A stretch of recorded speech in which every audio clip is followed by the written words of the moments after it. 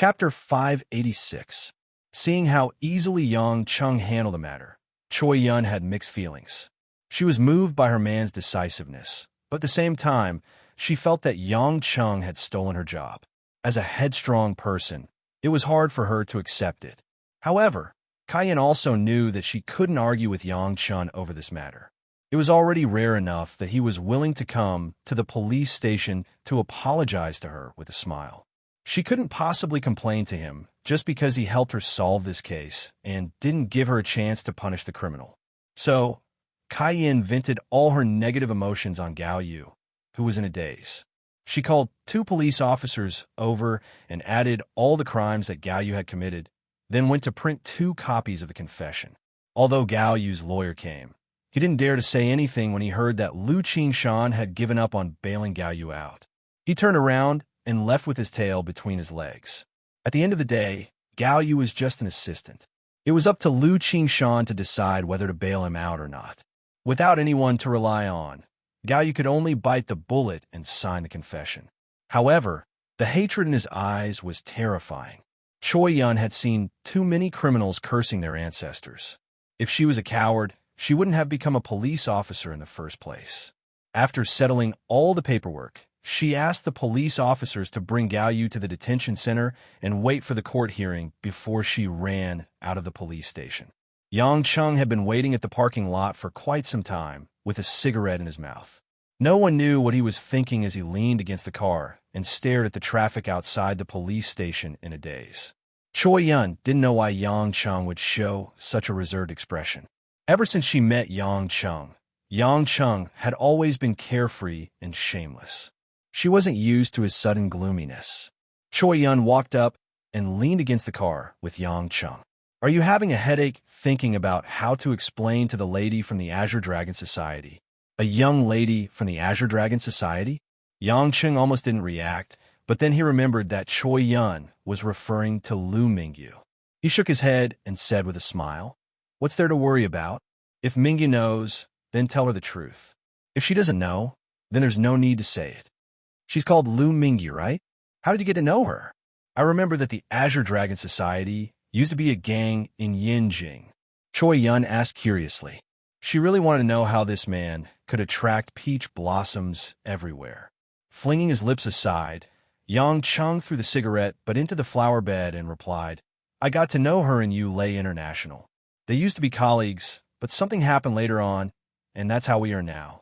Don't think that I'm a hungry wolf that pounced on its prey. It's really because I wasn't careful that I ended up like this." Unknowingly, Choi Yun said sourly, "Ruashi is really something. She actually let you unknowingly fall in love with another woman right under her nose. Why is the smell of jealousy so strong?" Yang Chung laughed. "I didn't expect that our Yonian is such a jealous person." Choi Yun rolled her eyes at the man. "Shouldn't I be jealous when I suddenly find out that you have another woman? If I'm obviously jealous and still act very generous, then it's hypocritical. As expected of the police chief, you can't rub sand in your eyes." Yang Chung was a little amused by the woman's straightforwardness. No matter how much time had passed, no matter what her identity had changed, Choi Yun was still the same Choi Yun, saying whatever she wanted to say. Choi Yun said gloomily, "You're still laughing? Is this funny? My heart has turned cold. I really want to ask you how many women you have, but I'm afraid that the answer will make me go crazy. This is so annoying." "Then don't ask. You'll know when it's time to know." Yang Chung was a little embarrassed to talk about this. He then asked, "What did you say about your sister just now? I'm still waiting for you to explain it to me." Choi Yun also knew that it was useless to say anything more. She sighed softly and said, "My sister is getting married." "What?" Yang Chung opened his mouth, suspecting that he had heard wrongly. "Kai Ning is getting married? I just found out about this news, and I had the same expression as you. But this news was told to me by my mom, so it's definitely not wrong," Choi Yun said in a slightly depressed manner. Yang Chung furrowed his brows and asked, "Who is Flower Rain going to marry?" "A coward who only knows how to bully others. You should have met him before. His codename in the Dragon Group is Yongyi." Choi Yun's tone was filled with disdain. Of course, Yang Chung remembered that guy. The few times they met, Yong had been chasing after Kai Ning relentlessly. However, that guy was too weak and cowardly, always acting like a tortoise. No matter how he thought about it, he couldn't understand why Kai Ning wanted to marry him. Seeing Yang Cheng's frown, Choi Yun's eyes revealed a hint of surprise. She asked softly, "My sister is getting married. Do you feel bad?" Yang Cheng's heart trembled. He didn't dare to look at Choi Yun's eyes because he suddenly felt that he really did feel bad. It was a complicated feeling. It was empty, a little sad, a little resentful, and a little helpless. Suddenly, Yang Cheng remembered what Choi Yun had said. It seemed like Kai Ning's marriage had something to do with him. A clue flashed through his mind. Yang Cheng blurted out, "Is it because you helped me kill Zhang Mao?" Choi Yun lowered her head and drew small circles on the ground with the tip of her foot. She said, "Although my sister is an important pillar of the Yellow Flame Iron Brigade, she still has to set an example. She knowingly committed a crime, so of course, her punishment will be more severe." "She's being punished." Yang Chen's eyes were filled with anxiety. Choi Yun shook her head. When she was summoned back to Beijing, she was supposed to go to the military court.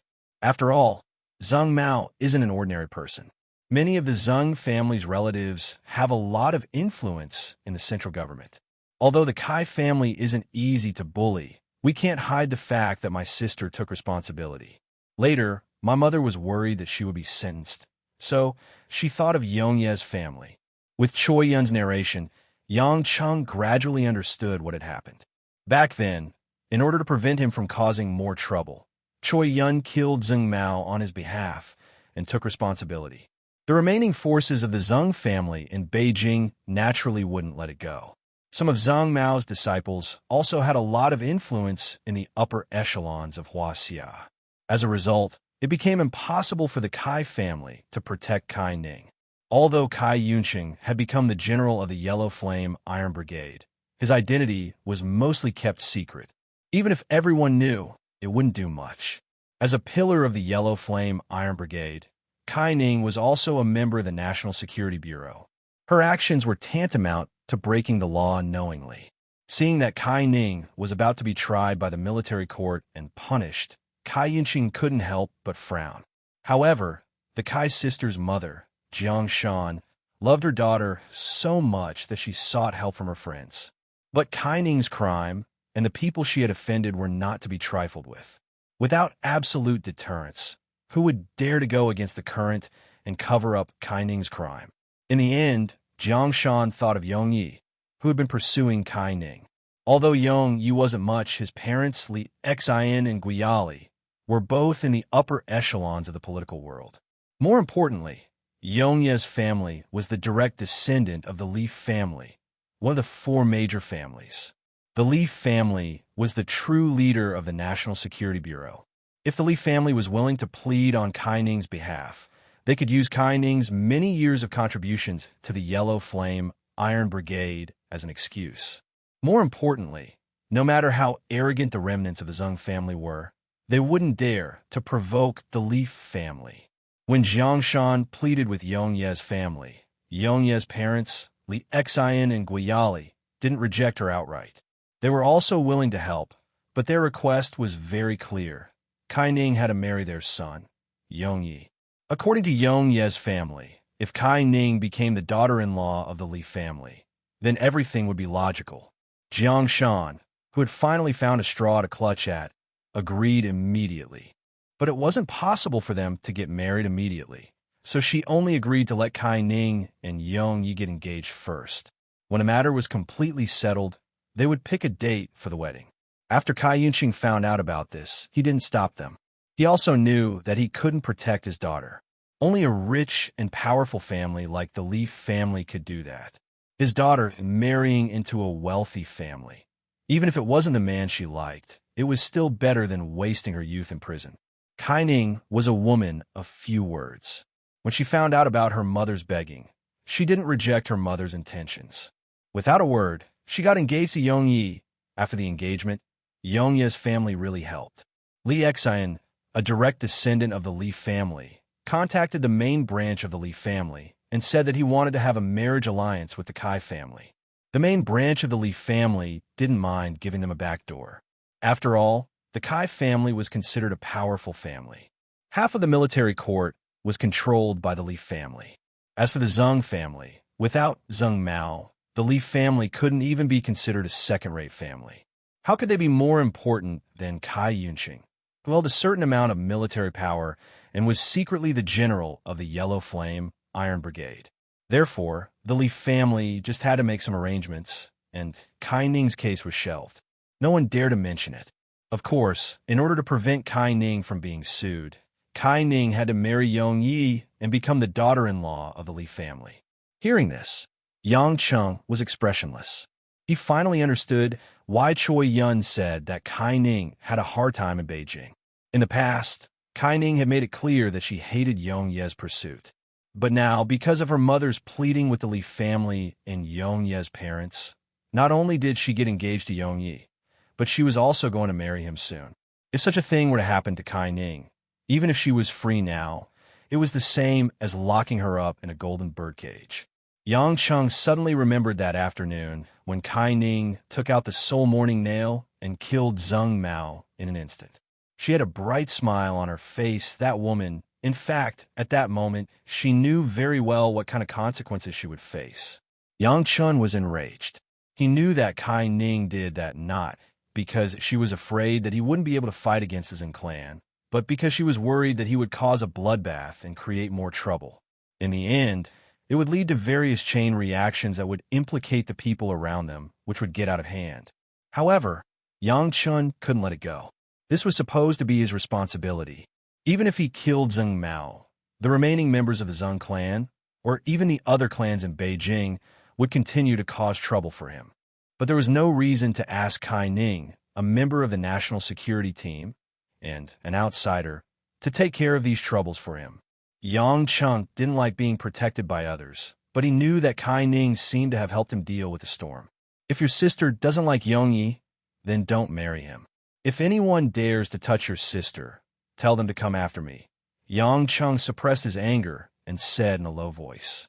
Choi Yun seemed to have guessed that Yang Cheng would have such a reaction. She chuckled and said, "If that's the case, my sister won't agree.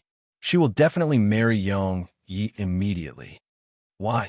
Yang Cheng looked up in confusion. Choi Yun's eyes flashed with sadness. Although I didn't see what happened with my own eyes, I think my sister doesn't want you to get involved in those disputes.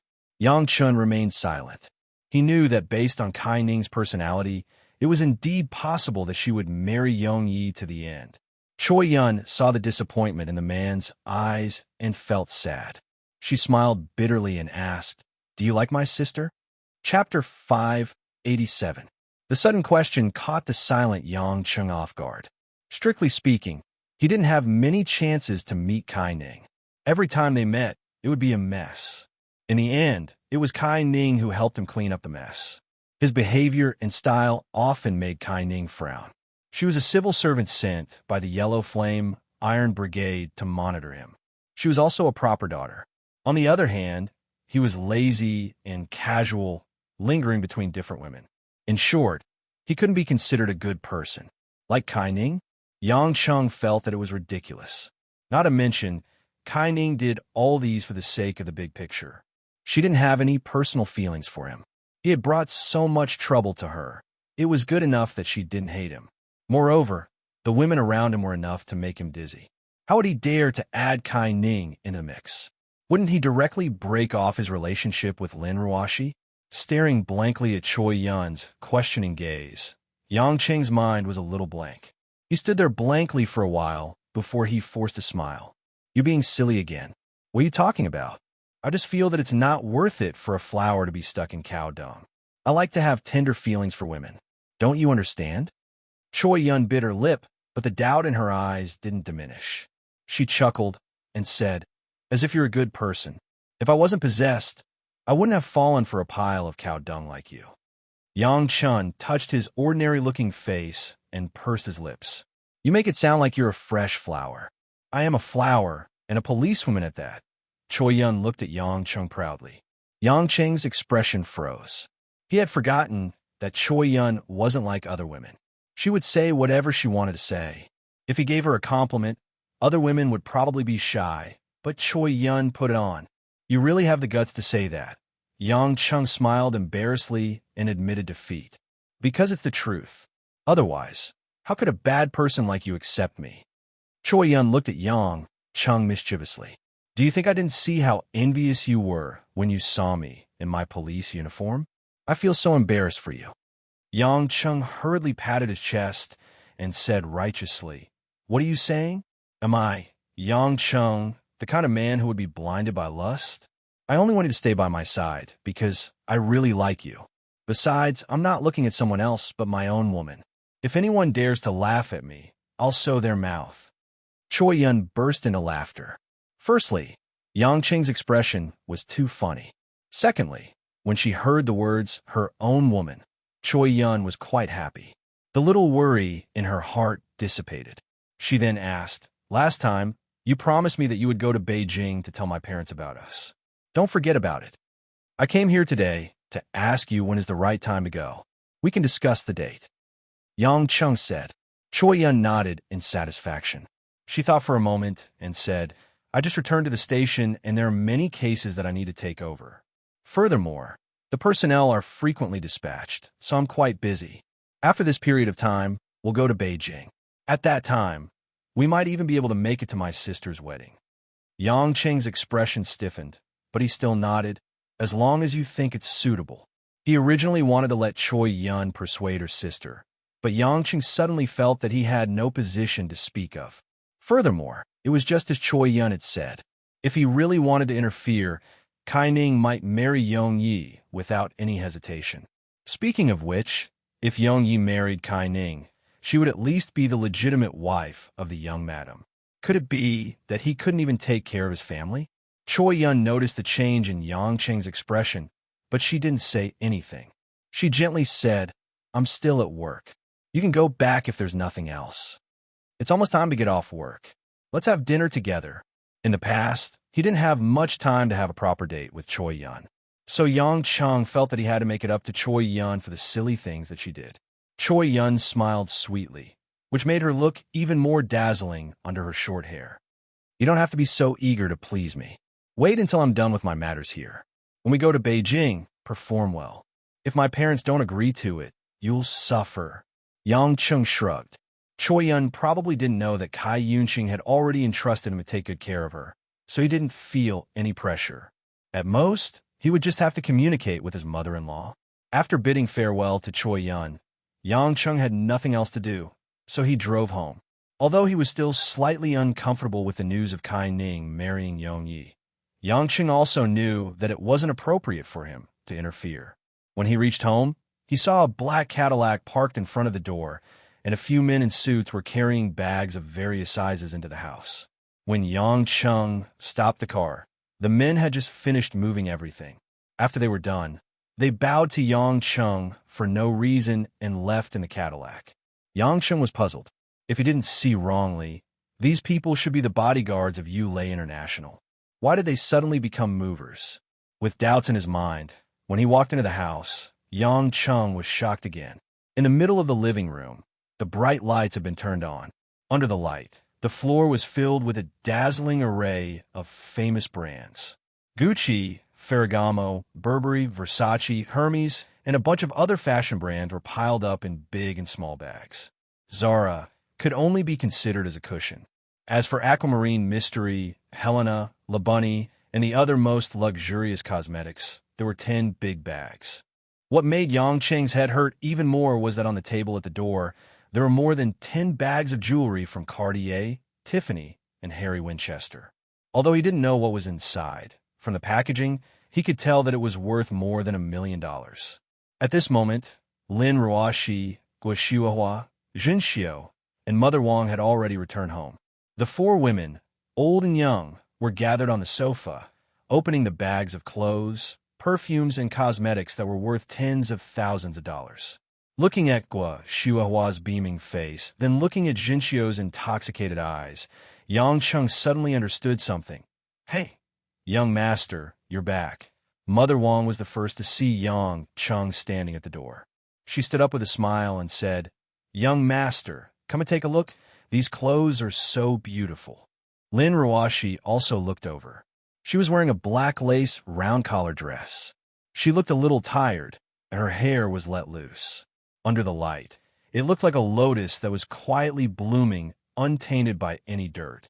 However, the way Lin Ruashi looked at Yang Cheng, there was a hint of mockery in her eyes. Yang Cheng smiled unnaturally and walked up to them. After taking a closer look, he realized that Guo Xiuhua and Jinxiu weren't wearing the clothes they used to wear. Guo Xiuhua was wearing St. Roland's new moose fur coat, and on her wrist was a silver Premier Series watch, elegant and fashionable. Jinxiu, on the other hand, was wearing a light yellow shoulder-pleated dress and a pair of Chanel high-heeled sandals. She looked fresh and refined, and added a little feminine charm to her. It was like she had transformed from a senior high school girl into a beautiful college student. The two women, one old and one young, were very satisfied with their outfits. When Yang Cheng walked closer, they looked at him with inquiring eyes. Yang Cheng smiled knowingly and said, "Mom, I see that you and Jinxiu have become sisters." Jinxiu blushed and happily stuck out her tongue. Big brother Yang is really shameless. You don't even blink when you say such mushy words. Guo Xiuhua received her son's praise and gladly accepted it. This is all the credit of your good wife. Today, Ruashi accompanied us to the orphanage and was busy all morning, playing with the children. In the afternoon, she accompanied us to the mall and insisted on recommending these beautiful clothes to us. She let us wear them and try them on. In the end, I didn't expect that this child would buy them all. Yang Cheng's heart skipped a beat. Sure enough, it was Lin Ruashi who did it. He turned his head helplessly and said to Lin Ruashi, "Why did you buy so many at once? We can't keep them at home." "It's fine.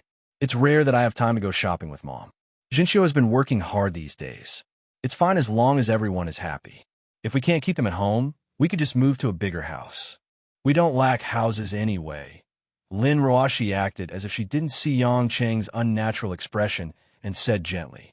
Mother Wang said with a bit of heartache, "These things are good. I can tell that the clothes are beautiful even without wearing them. But miss, these things are very expensive, right?" Jinxiu hurriedly interrupted. "Mother Wang, you don't know. I was scared to death when I saw the price of these clothes. There's a coat with a fur collar. I thought it would cost at most 1,000, but the service lady said that it was some kind of limited edition and there were only 20 of them in the world. The price was 130,000. There was no discount at all." Mother Wang opened her mouth. She had been in this family for a long time and wasn't surprised by clothes that cost tens of thousands. But 130,000 for a coat was too much. Lin Ruashi smiled and said, "It's fine. Didn't I say it earlier? That building belongs to Yulei. These things are actually like our own home. We don't have to buy them. It's the same as taking them back." "Nonsense," Guo Xiuhua said reproachfully. "I know that the shopping mall belongs to Yulei, but these things are imported to be sold. If we take them back directly, it's the same as asking the manufacturer to buy them. How can you say we don't have to buy them?" Lin Ruashi leisurely sat next to Guo Xiuhua and held Guo Xiuhua's hand. "Mom, don't worry about money. Your daughter-in-law will definitely earn money faster than she spends it. As long as Mom is happy, it's worth it no matter how much money I spend." What a sweet mouth. Such amazing acting skills. Yang Cheng was about to go crazy. Was this gentle and lovely woman in front of him really the iceberg Lin Ruashi? Was she still his wife, who always had a bad expression on her face? Guo Xiuhua was about to fall into a honeypot. She couldn't stop smiling. She grabbed Lin Ruashi's hand and said happily, "Of course Mom is happy for you. I don't know how many lifetimes of blessings I've been blessed to have lost my son for more than 20 years. Not only did I find my son, but I also got such a good daughter-in-law. I'm willing to live a few years less to have such a day in my life." "Mom, how can you say such things? Mom will definitely live to a ripe old age. I will be filial to you," Lin Ruashi said seriously and stubbornly. Guo Xiuhua's blissful expression was indescribable. She patted the back of Lin Ruashi's hand and turned to Yang Cheng, who was in a daze, and said, "Son, look, Ruashi is such a good girl. I heard from the director today that Ruashi has been going to the orphanage to give things to the children since she was young. When she grew up, she would go over to play with the children, tell them stories, and even give them New Year's goods during festivals. She has been doing this for so many years, yet she doesn't care about her reputation. In this day and age, how many people are so sincere in helping those orphans? Even if they help those children, most of them are just trying to make a name for their companies. Not many of them are sincere. I've been doing charity work for so many years, and I've run so many orphanages, but I've never seen a girl as pure and kind as Ruashi. You should learn from your wife. Ruashi is so busy with work, yet she still wants to take care of those poor children. What about you? I don't see you doing anything all day, but you always make Ruashi unhappy. Don't you think you should? Chapter 588. Guoshuahua was committed to charity, and Lin Ruashi supported charity, so of course, she would be particularly fond of her. Yang Cheng's heart sank. It's over, it's over. Guoshuahua's words made him want to dig a hole in the ground and not come out. He could only lower his head in shame, unable to say a word. Jinxiu, this little girl, was also a person who was not afraid of anything. Looking at Yang Cheng's defeated look, she smiled and said, Aunt Gua, Brother Yang, is actually quite busy. Besides Sister Ruashi, there are many other sisters around him. It must be very tiring for him to rush to the venue every day. Jinxiu, do I have a blood feud with you? At this time, you still hit me when I'm down? Yang Cheng was about to cry. You can't bully people like this. What's more, after hearing this, Lin Ruashi, who was sitting there, showed a trace of a distressed look, as if she had suffered a great grievance, but did not dare to say it clearly. Guoshuahua noticed Lin Ruashi's strange look, and sure enough, her face did not look good. She felt a strong heartache, and could not help but reach out to stroke Lin Ruashi's hair to comfort her. If it wasn't for the fact that she felt so guilty towards Yang Cheng, if Yang Cheng was a son who had been brought up since he was a child, Guoshuahua really wanted to go up and give Yang Cheng 2 slaps. He has already married such a good daughter-in-law. Why is this boy not willing to change his mind? Obviously, after being moved by Lin Ruashi's love and being flattered by Lin Ruashi's obedience, Guoshuahua could not remember the idea that Xiang Wei and Mo Qianni were more suitable as daughters-in-law. As for Lin Ruashi's cold behavior in the past, she directly understood that it was because she did not know enough about Lin Ruashi, and they were not familiar enough, so this girl used to be shy. Now, she felt that no girl was more likable than Lin Ruashi in front of her. Yang Cheng saw that the situation was not going well. Lin Ruashi was indeed a brilliant mind in the business world. Once again, he experienced the pain when Su Jihong and Zheng Xinlin were defeated. This woman was too ruthless, and it was difficult for him to get up. Mom, of course I know Ruashi is good. I was thinking on the way home just now. I don't seem to have given Ruashi any decent gifts since we got married. So I was thinking that I should find a day to take Ruashi to buy a diamond ring. Yang Cheng said with a smile. When Lin Ruashi heard this, she looked up at Yang Cheng with doubt. She obviously didn't believe that Yang Cheng would suddenly think of buying a diamond ring for her. Guoshuahua's eyes lit up. She thought that this kid was enlightened. He knew that women liked sparkling diamonds. But then she thought of something and frowned. Today, when Ruashi took me and Jinxiu to the mall, there was nothing in the big department store of Yulei. Look at the jewelry there. There was even a Tiffany diamond necklace. You just buy a diamond for Ruashi. Will our Ruashi care about a small diamond ring? Yang Cheng was speechless. It was really an unlucky year. He really dug a pit for himself to jump into. Lin Ruashi just bought luxury goods worth nearly 10 million, and he actually said that he wanted to buy a diamond ring for her. Indeed, his suggestion was too cheap. However, Lin Ruashi's words made Yang Cheng's heart sink to the bottom again. Mom, don't say that about Yang Cheng. Lin Ruashi held on to Guoshuahua's shoulder and said faintly, if it's a diamond ring that Yang Cheng bought for me, no matter how cheap it is, its value is still extraordinary. If he heard Lin Ruashi say something like this in the past, Yang Cheng would definitely be wild with joy. But now, these words were no different from adding oil to the fire. It stabbed his heart, which was already riddled with holes. As expected, Guo was extremely touched. She felt that Lin Ruoxi was too virtuous. Mother Wang and Jinxiu were also moved as they looked at Lin Ruoxi.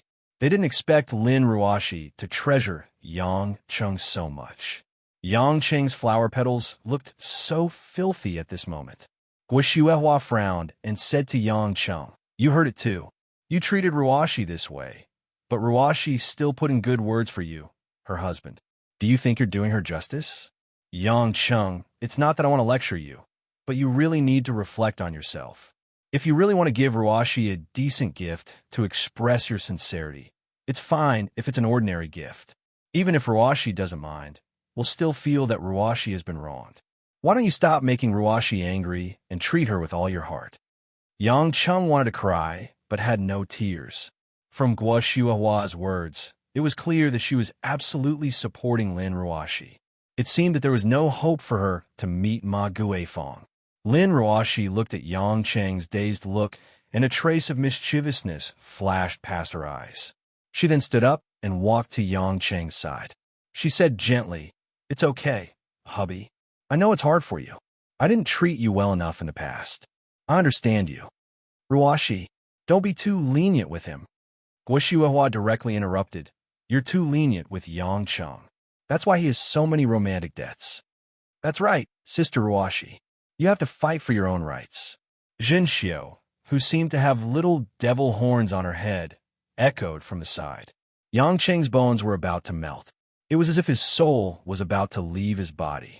Lin Ruoxi, who was beside him, looked weak and weak. She looked very pitiful, but from his point of view, it was as if she was looking down at him from above. An invincible queen, Lin Ruoxi seemed to have tormented Yang Cheng enough. She took out a Zegna bag from the pile of shopping bags. This ancient Italian brand was best at high-end custom-made men's clothing. Lin Ruoxi took out a men's casual suit from the bag. The exquisite tailoring made it look smooth and luxurious. "Hubby, don't just stand there. Look at the new clothes I bought for you. Do you like it? I'll try it on for you." Lin Ruoxi looked at Yang Cheng with anticipation. Mother Wang also smiled. "That's right. Young master, this is a good eye for clothes. Try it on." What else could Yang Cheng say? He smiled bitterly and said, "Thank you," to Lin Ruoxi. Then he took off his jacket and let Lin Ruoxi help him put it on. Seeing Lin Ruoxi helping her son put on clothes, Guo was full of gratification. She remembered that she had knitted a towel for Lin Ruoxi to put on Yang Cheng. Now, it was finally Lin Ruoxi who took the initiative to buy clothes for Yang Cheng.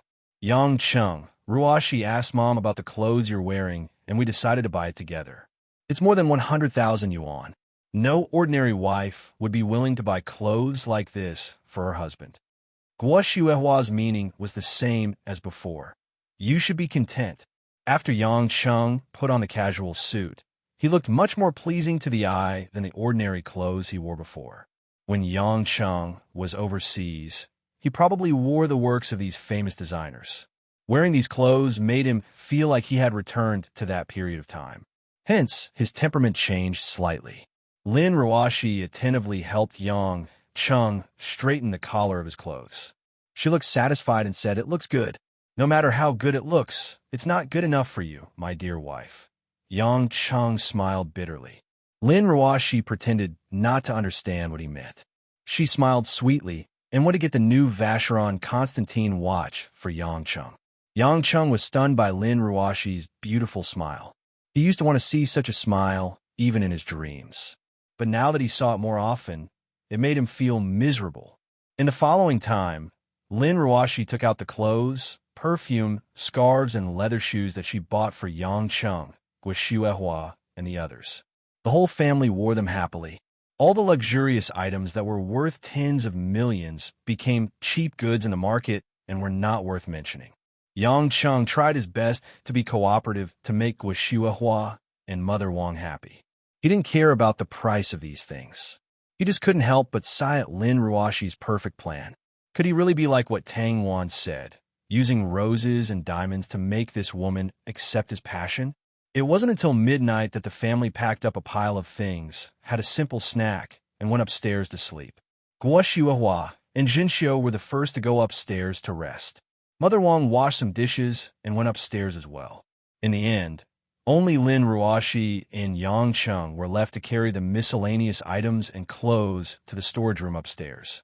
When the things were almost moved, Lin Ruoxi's forehead was covered in sweat.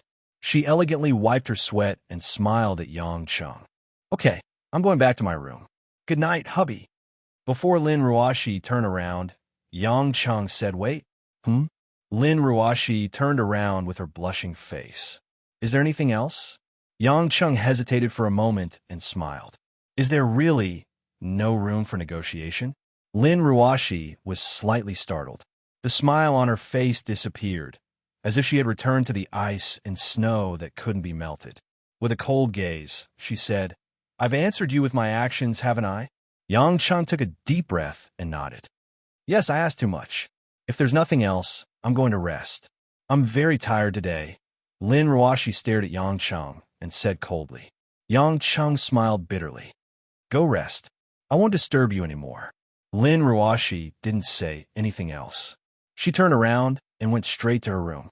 Just when Lin Ruoxi was about to open the door, Yang Cheng suddenly thought of something and said, "Ruoxi, I'll still buy a gift. I'll give you a gift that's worthy of you." Lin Ruoxi's delicate body trembled slightly. She didn't turn around or say anything. She opened the door and walked into the room. In the dim corridor, Yang Cheng looked at the empty corridor and sighed deeply. Chapter 589. In the wee hours of the morning, the five-star hotels in the center of the city were like giant towers, shining with their own camouflage lights, making the city seem as if there would never be a night. At this moment, a black Mercedes-Benz G55 slowly drove into the parking lot outside the Hilton Hotel. It was rather abrupt at this quiet moment. The security guard on duty in the parking lot had already dozed off, but when he saw the car suddenly enter, he quickly rubbed his eyes. When he took a closer look at the car, he suddenly became alert. He worked at the Hilton Hotel and had seen a lot of sports cars and luxury cars. With one glance, he could tell that this was a car worth more than 2 million yuan. Even in Zhonghai, where rich people were everywhere, it was not easy to see such a car. The guest in the car was either a big boss or a famous celebrity. With his experience, the security guard immediately identified it. At the same time, the security guard had already shown a humble smile, found a parking space for the G-Series car, and then quietly waited for the owner of the car to get out to welcome him. But when he was waiting for the owner to get out, the security guard's eyes inadvertently glanced at the car's license plate. It was fine if he didn't look at it, but when he did, the security guard immediately opened his mouth and almost took a few steps back in shock. It was actually a military plate. What was even worse was that the number on the military plate started with a bright red Beijing V. Seeing this, the security guard did not dare to look back, and there was no need to look back, because just the beginning of the number meant that the source of this car was Hua Xia's Central Military Commission. No matter what the number behind it was, the person in the car would be a super big shot who held great power in the military. Yanjing's Central Military Commission appeared in Zhonghai, and it even appeared in front of him. The security guard was excited and terrified. One had to know that before he took up his post at the Hilton Hotel, all the security guards had gone through special training. The simplest training was to identify special VIPs by the license plate. Government agencies, police cars, and military vehicles were naturally the first to bear the brunt. Although he had learned about the Central Military Commission's car, he was in Yanjing, so how could the security guard have thought that he would really see it in his lifetime? At this time, a sturdy man with a resolute face and no expression came out from the driver's seat. Just from his straight posture, one could see the background. After the man closed the door, he opened the back door, lowered his head, and invited the owner of the car to get out. The young security guard was trembling a little. Although he didn't see who was in the car, he felt that it must be a dignified man in a well-ironed military uniform. But in the next second, the young security guard was stunned because the person who got out of the car did not match the background of the military car at all. A handsome, long-haired man in a black Armani suit and white shirt got out of the car. He had a devilish charm to him. The man's facial features were sharp and angular, especially his pair of eagle-like eyes, which revealed a deep and serene look. His relatively long hair was simply tied behind his head, which made him look unruly and masculine at the same time. No matter how one looked at him, he looked like a handsome man that could make the ladies of the upper class infatuated with him. "You stay downstairs. You don't need to go up," the man told the driver. The driver gave a short response, not allowing the slightest hesitation. The man strode forward, as elegant as a British gentleman from the oldest family. When he passed by the young security guard, a pleasant smell of cologne filled the air. The security guard waited until the man walked into the hotel before he suddenly came to his senses. He was so shocked that he forgot to greet this esteemed guest. He didn't know that the man at this moment didn't have the mood to care about these things at all. His eyes were filled with an urgent fire. After the man walked into the lobby of the Hilton Hotel, he went straight to the tall marble counter. When a pretty waitress saw the man, she couldn't help but feel her heart skip a beat. Her sleepiness in the early hours of the morning also disappeared. She smiled and asked, "Sir, what can I do for you?" The man's voice was magnetic and cold. "Help me check a room. Someone should have booked it." "All right. May I know your name, sir?" the young lady asked gently. "Yin, don't ask." The waiter immediately checked, then raised his head and smiled respectfully. "Mr. Yin, your room is the luxurious presidential suite of our store, number 001. Please take the elevator directly to the 68th floor. This is your room card." As the young lady spoke, she handed a platinum card to Yin Buin. Yin Buin didn't say a word more. He took the card and headed straight for the elevator. Not long after, the elevator stopped on the 68th floor. Yin Buin walked out, looked at the sign, and went straight to the presidential suite 001. With a swipe of the room card, the door was unlocked. Yin Buin took a deep breath, as if he was trying to calm his excitement. After that, Yin Buin touched his hair with both hands, worried that it was messy. He then tidied up his clothes and carefully examined his clothes to see if they were appropriate. If Yang Cheng, who had seen Yin Buin during the day, saw this scene, he would definitely laugh his teeth out. This guy was usually so sloppy. Why was he paying attention to his appearance like a young lady entering a bridal sedan chair? Could it be a blind date? After a full 5 minutes, Yin Buin carefully opened the door and walked in. Yin Buin inserted the room card into the power socket, and the dark room was suddenly lit up. All kinds of exquisite chandeliers and table lamps emitted a soft halo, illuminating the elegant suite. "You're half an hour late."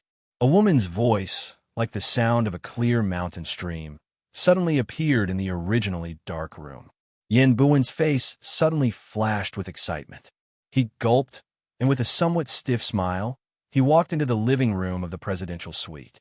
On a leather sofa by the window, a woman in a black lace dress was holding a glass of dry red wine in her hand.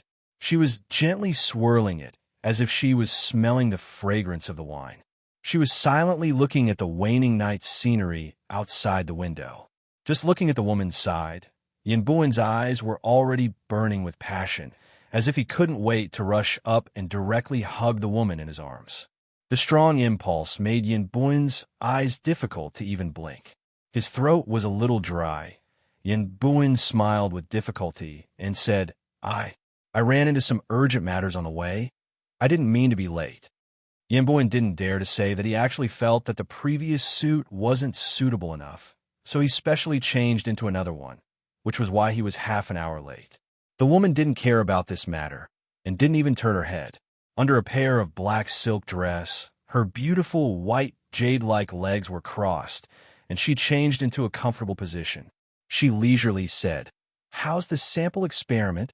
Yin Buin eagerly replied, "I have already successfully replicated and multiplied the sample. Based on the information you gave me, I am confident that at most a year, I can definitely recover the sample to its original appearance, or even higher than the original. It's best if there's no problem. I don't want you to waste what I risked to get," the woman said softly. "Absolutely not. I will definitely be able to complete everything you want me to do." Yin Buin's eyes were filled with light as he confidently said, "Furthermore, I have already discovered the possibility of genetic modification through the results of the experiment. If my previous research is not wrong, I believe that the future you wish to see will definitely be realized. No one can stop us. The corner of the woman's lips curled up slightly on the side of her beautiful face. It's not we. The person who made all of this happen is me. You're just a tool that I want to use. You'd better understand this. Yin Buin's fervent face instantly turned gloomy, but it immediately ignited with a trace of hope. He smiled and said, I'm willing to be used by you.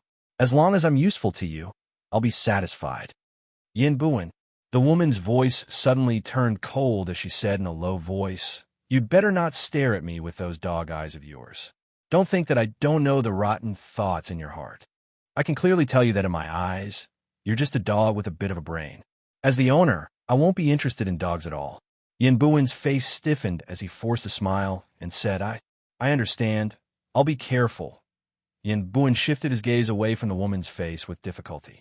He was extremely disappointed because the woman didn't even have the intention to turn her head around, let alone look at him seriously, even though he had meticulously prepared for an entire night just for this meeting.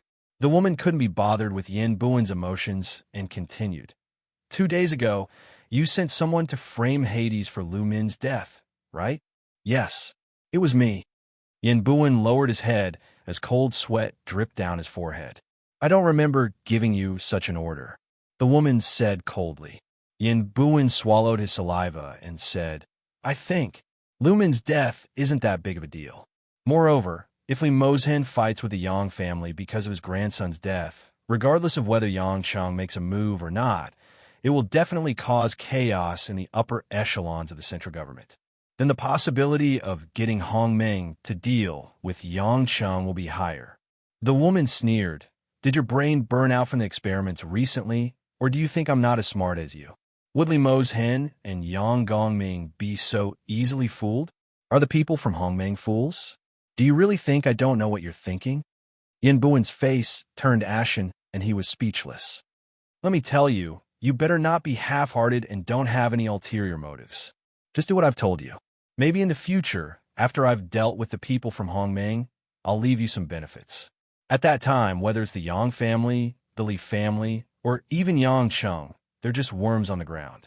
I can't be bothered with what you want to do. The woman said. Yin Buin heaved a sigh of relief. He knew that the woman had bypassed him and made the decision on her own this time. The woman stood up and put down the wine glass in her hand. With her back facing Yin Buin, she gracefully walked to the floor-to-ceiling window. Under the contrast of the lights and the dark background, the woman's skin that was exposed outside the black lace dress was like ice and snow, like white porcelain. Her jet-black hair that hung down to her buttocks outlined the perfect outline of her back, making it look flawless. Yin Buin's heart raced, and he trembled. He wanted to rush up and hug this back view, but at the same time, he was deeply afraid. The oppressive feeling made Yin Buin's soul feel like it was about to be torn apart. The sword of Thanatos is in the safe in this room. After you take it, return to Beijing. You know what to do. Don't stay in Zhonghai for too long. After the woman finished speaking, her figure blurred and disappeared from the floor-to-ceiling window in the blink of an eye. Yin Buin took a few steps forward, as if he wanted to make the woman stay, but he didn't have the chance to do so. His face was filled with frustration and pain. Everything fell silent. Only the half-empty wine glass in the room proved that the woman had been there. Chapter 590. The next morning, Yangchen woke up a little earlier than usual. He didn't know if it was because of the stress, but he didn't want to stay in bed anymore. Fortunately, sleep wasn't a necessity for him. It was good to spend less time sleeping and more time thinking about how to deal with his relationship problems. When he went downstairs for breakfast, Mother Wang was busy in the kitchen. Lin Ruoshi hadn't come downstairs because it was Sunday. General Lin must be exhausted after a busy day yesterday. It just so happened that Jinxiu and Guo Shuihua were at the dining table. Guo Shuihua treated Jinxiu like her own daughter. She kept asking Jinxiu to eat this and that, wanting to stuff everything on the table into her stomach. Seeing that Yang Cheng came downstairs so early, Guo Shuihua was delighted. Son, you came down so early. You can be of help. Yang Cheng was stunned. What help? Jinxiu's school has classes on Sunday. You can send her to school after she has her breakfast. She won't have to take the bus again. You have nothing to do anyway, Gua Shuahua said. Jinxiu shook her head. Aunt Gua, it's fine. I won't be late even if I take the bus. It's not a matter of being late. Look at you, you've lost a lot of weight from studying. Brother Yang has nothing to do anyway. It's not a big deal to use his labor, Gua Shuahua said as she made up her mind. She even smiled at Yang Chun and said, Isn't that right, my good son? How could Yang Chun say no? Not to mention that he was happy to send Jinxiu home, even if it was to leave a good impression on Gua Shuahua so that she could meet Ma Guifeng. Yang Chun had to agree. Seeing that Yang Chun agreed readily, Jinxiu didn't say anything else. She smiled sweetly at Gua Shuahua. Yang Chun finished his breakfast quickly. He had a bowl of porridge and a few buns before finishing it with Jinxiu. Gua Shuahua sent the two of them to the courtyard. She even asked Jinxiu to go home early for dinner. This made Yang Chun rather depressed. In the past, when he didn't have a good relationship with his mother, she would always be concerned about him. Now that their relationship had improved, she wasn't as passionate as before. Instead, she was more concerned about Jinxiu. When they got in the car, Yang Chun started the car and said to Jinxiu with a smile, Girl, I think you're really my sister now. Look at how my mother treats you. Others think that I'm adopted and you're her biological daughter. Jinxiu pouted and playfully glanced at Yang Chun. Big brother Yang, you're so naughty. You always make things difficult for Auntie Gua. I'm obedient. Yang Chun naturally knew what this girl was talking about. He smiled awkwardly and scratched his face. He didn't argue with her. There was nothing to argue about on this topic. He curled his lips and stepped on the gas pedal to drive to Jinxiu's school. In the courtyard, Gua Shuahua watched the car leave. Her eyes were full of relief. Every time she saw Yang Chun drive out of the house, she felt a sense of security. After a while, Gua Shuahua turned around and was about to return to her house. She happened to see a middle-aged woman walking out of Changwei's house. The middle-aged woman in plain clothes looked unfamiliar. But as a woman, Gua Shuahua could tell that she must have been a beauty when she was young.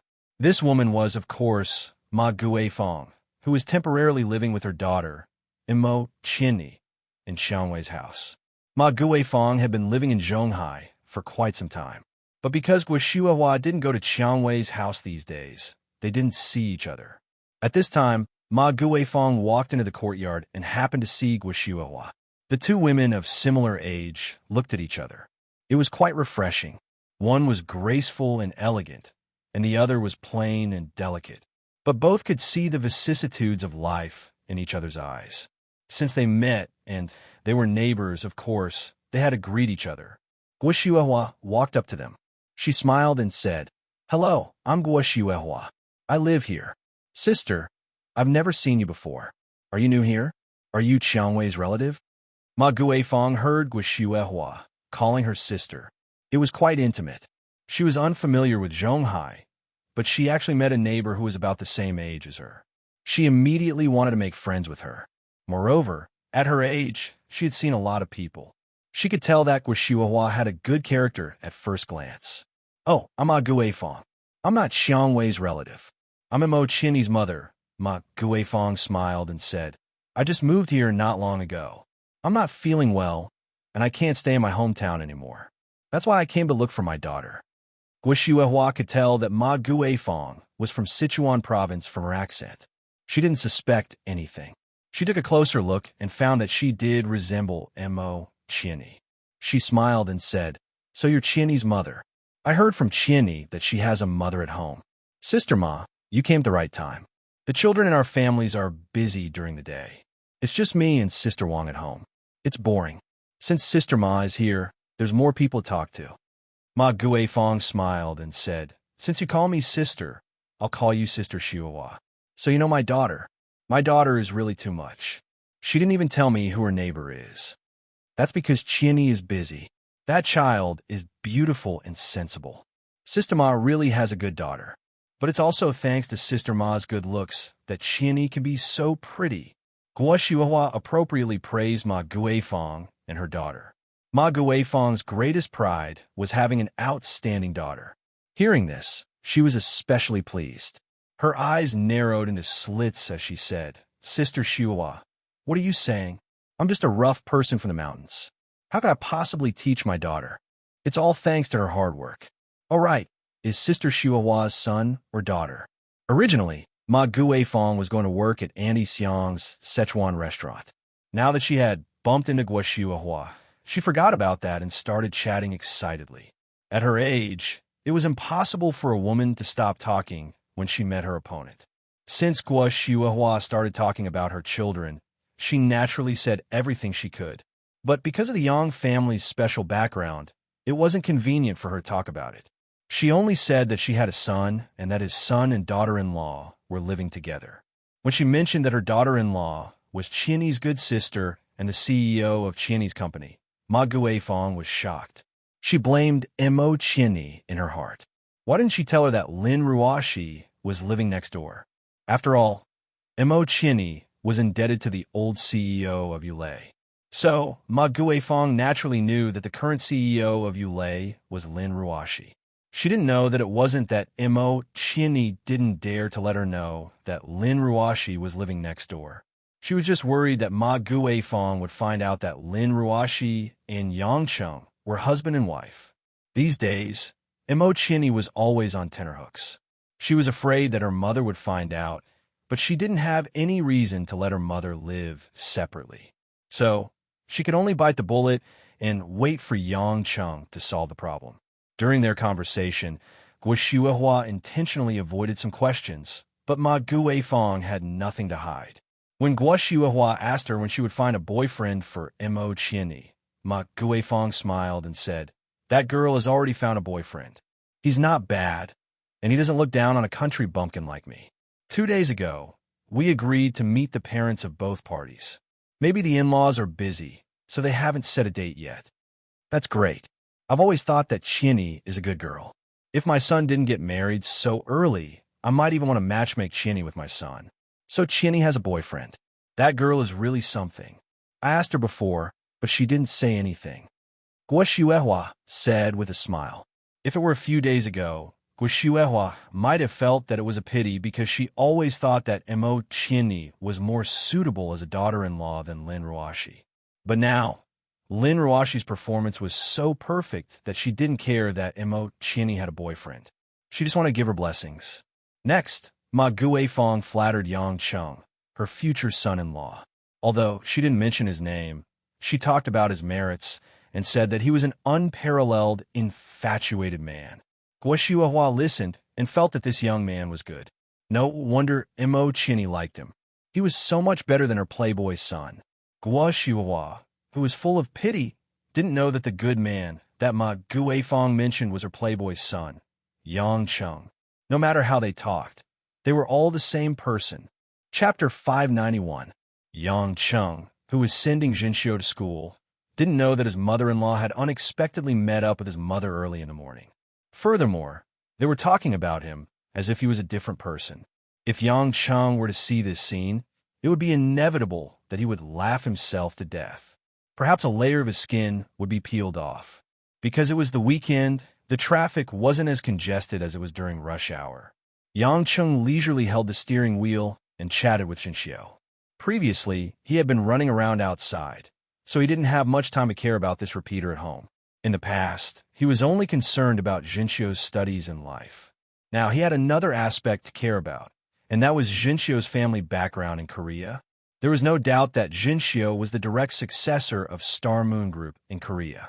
That Park Jong-yun wasn't an ordinary person either. It was impossible to find the wrong person. As for Jinxiu's refusal to return to Korea and her insistence to stay in Zhonghai, her family members understood and were full of concern and sympathy. Therefore, they didn't mention this matter in front of Jinxiu. Yang Cheng had a premonition that Jinxiu would return to Korea sooner or later. After all, her real family members were there. Even if her parents were opposed by her family and eloped to Huaxia, and they passed away one after another, the blood ties couldn't be severed.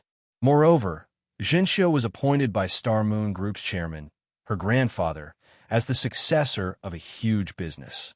If it wasn't for the fact that he wanted Jinxiu, why would Park Jong-yun come all the way to Zhonghai to find a little girl? Yang Cheng could roughly imagine the internal strife within a large family. It wasn't about power or money, but he didn't want Jinxiu to bear too much of this pressure. What he could do was, no matter what Jinxiu's choice was, he wanted this girl who was like a younger sister to live the life she wanted in peace and happiness. Along the way, Yang Cheng casually asked about Jinxiu's life in school and the progress of her revision. He joked that if she didn't understand, he could go and harass her sister Ruoshi, so that Lin Ruoshi wouldn't always target him. Jinxiu also rarely talked to Yang Cheng. Last night, this girl helped Lin Ruoshi by fanning the flames in front of Guoxiuhua. At this time, she was obedient and didn't fool around with Yang Cheng. Jinxiu, did that Lu Mingho harass you again? Yang Cheng suddenly thought. When Jinxiu heard this name, she frowned and said angrily, "Brother Yang, don't mention him. I get annoyed just thinking about him." "He's still courting you in school?" Yang Cheng asked with a smile. "Of course not. He dropped out a long time ago." Jinxiu rolled her eyes cutely. "Dropped out?" Yang Cheng was puzzled. He was expelled, right? Did that kid build some organization and got punished by the school? The school's leaders are so timid. How would they dare to provoke Lu Mingho? Even the principal takes a detour when he sees him. Jinxiu pouted. "It's because Lu Mingho feels that studying isn't suitable for him. I think he got his father's approval and went to work in a gang instead of studying." Yang Cheng didn't expect this to happen. Lu Qingshan probably knew that his son wasn't suited for studying, so he let the kid start working so that he wouldn't waste his youth anymore. But then he realized something was wrong and asked, "Since Lu Mingho dropped out, isn't it good that no one is courting you? Why do you still look like someone owes you a lot of money?"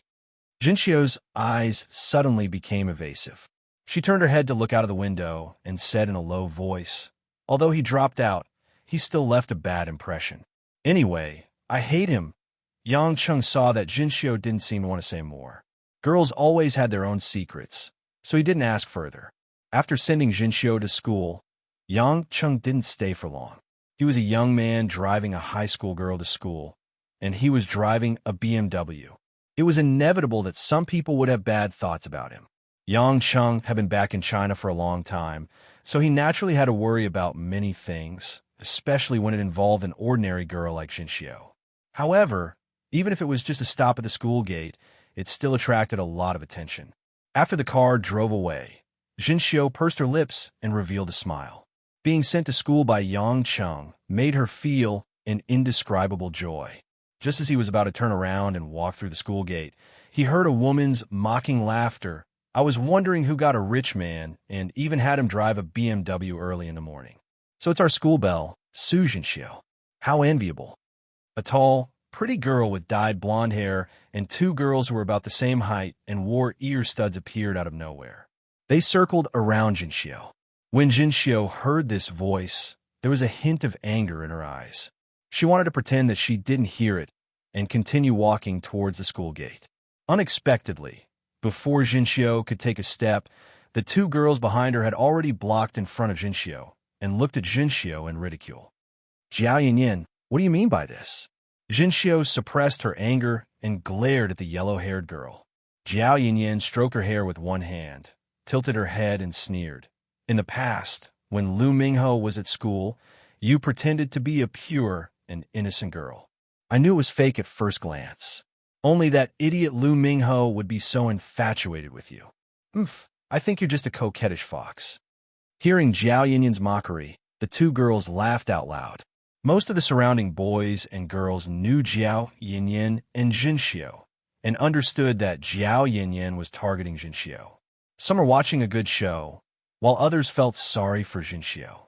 Jinxiu tried her best not to look at Jiao Yinyin's disdainful gaze and said, "Whoever Lu Mingho pursues is his business.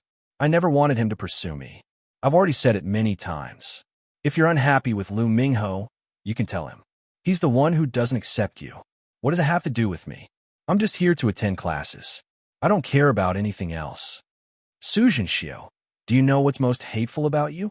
Jiao Yinyin was hit where it hurt the most. She became even more unhappy and said with a cold face, "I hate it when you look like you don't care about anything. Do you really think that you're the campus belle just because those stupid boys think you're pretty? Let me tell you, Jiao Yin, can't stand a pretentious woman like you. Today, you've found yourself a rich man who drives a BMW. So many people have seen it in front of the school gate. If you still don't admit that you're a coquettish fox, I don't mind giving you some color. Jinxiu clenched her teeth. She knew that whatever she said would be futile. Jiao Yin liked Lu Mingho, but because Lu Mingho only followed her around in school, Jiao Yin was deeply dissatisfied. In the past, when Lu Mingho was still around, he would block everything for her. But ever since Lu Mingho left the school, Jiao Yin became unscrupulous. Jinxiu heard from her classmates that Jiao Yin's family background was also in the underworld. Although it was an underworld gang from another province, it was still not something an ordinary person could afford to offend. Of course, Jinxiu hoped that she could avoid as much trouble as possible. There were only 2 months left before the college entrance exam. Jinxiu didn't want to cause too much trouble. Just when Jiao Yin was about to send 2 female followers to teach Jinxiu a lesson, 2 tall security guards ran out of the school's security department. They dispersed the students who were watching and loudly reprimanded. "What are you doing? Don't cause trouble during school hours." Although Jiao Yin was domineering and had an underworld background, he wasn't from Zhonghai. He didn't dare to provoke them too much. When he saw the security guards coming, he could only snort coldly and send the 2 followers back. You're lucky, but you'll suffer sooner or later." After saying that, Jiao Yin crossed his arms in front of his chest and walked arrogantly into the school with his 2 followers. Not long after, a group of students finally entered the school smoothly. Only a few people continued to whisper about whether Jiao Yin would make a move on Jinxiu again. Jinxiu's originally bright mood became gloomy again. She didn't know how she would deal with Jiao Yin in the future. She only hated Lu Mingho, who left just like that. Even after he left, he still left a mess for her to mess with. Chapter 592. On his way home, Yang Cheng had no idea about Jinxiu's troubles, but he was also thinking about the Lu family. He was still in Lu Mingyu's office, saying that he wanted to treat Lu Qingshan and his wife to a meal to get closer to them. But yesterday, Lu Qingshan and Lu Qingshan didn't give him any face, so Lu Qingshan must be furious. He didn't know if Lu Qingshan would talk to Lu Mingyu about this matter. Yang Cheng was having a headache. If Lu Mingyu knew that he just said that he wanted to treat her parents to a meal, would she think that he was too unreliable and didn't take her seriously? Yang Cheng felt his phone vibrating in his pocket. He took it out and saw that it was Lu Mingyu who called him. Yang Cheng sighed and picked up the phone. He chuckled. "Babe Mingyu, why are you calling me so early in the morning? Looks like you're missing you." Lu Mingyu went silent for a while before she said, "I called home in the morning and told my mom that you wanted to treat them to a meal. But my mom said that you just had a falling out with my dad yesterday, and my dad is still angry. I want to know the real situation." Yang Chun smiled bitterly. Fortunately, Lu Mingyu was the one who was calm when faced with such a situation. She was able to ask him to reason calmly. If it was Kai Yin, she definitely wouldn't have been so easy to talk to given her hot temper. Yang Cheng didn't hide anything and told her about the dirty business that Lu Qingshan's underling, Gao Yu, had done. He also told her why he made Lu Qingshan angry. Lu Mingyu quietly listened to him and gently responded, "I got it. Since that's the case, let's find a chance to sit down and talk when my dad calms down. Even if he's from the underworld, he's still my dad." Yang Cheng asked, "You won't be angry at me for making your dad mad, right? How could that be? I've seen Gao Yu before, and there's indeed something fishy about him. You didn't do anything wrong. At most, your words were a little too direct. I'm not an unreasonable woman. If you talk to me nicely, of course I'll listen." Lu Mingyu said gently, "But since it happened, you have to face it. You can't never meet my family again, right?" Although her tone was flat, it touched Yang Cheng quite a bit. Lu Mingyu was telling him in a roundabout way that even if Lu Qingshan had a terrible background and behavior, he was still her family. Therefore, she hoped that Yang Cheng would not make things too difficult for her. Yang Cheng breathed a sigh of relief. Since his woman was trying so hard to communicate with him, Even if he humbled himself and talked to Lu Qingshan, it was nothing. So, he readily agreed. Receiving Yang Cheng's understanding, Lu Mingyu was quite happy. This also meant that in the man's heart, she was quite important. In the end, Lu Mingyu smiled and said, "My new home is almost ready. You can come and take a look when you have time. I'll let you try my cooking while you're at it.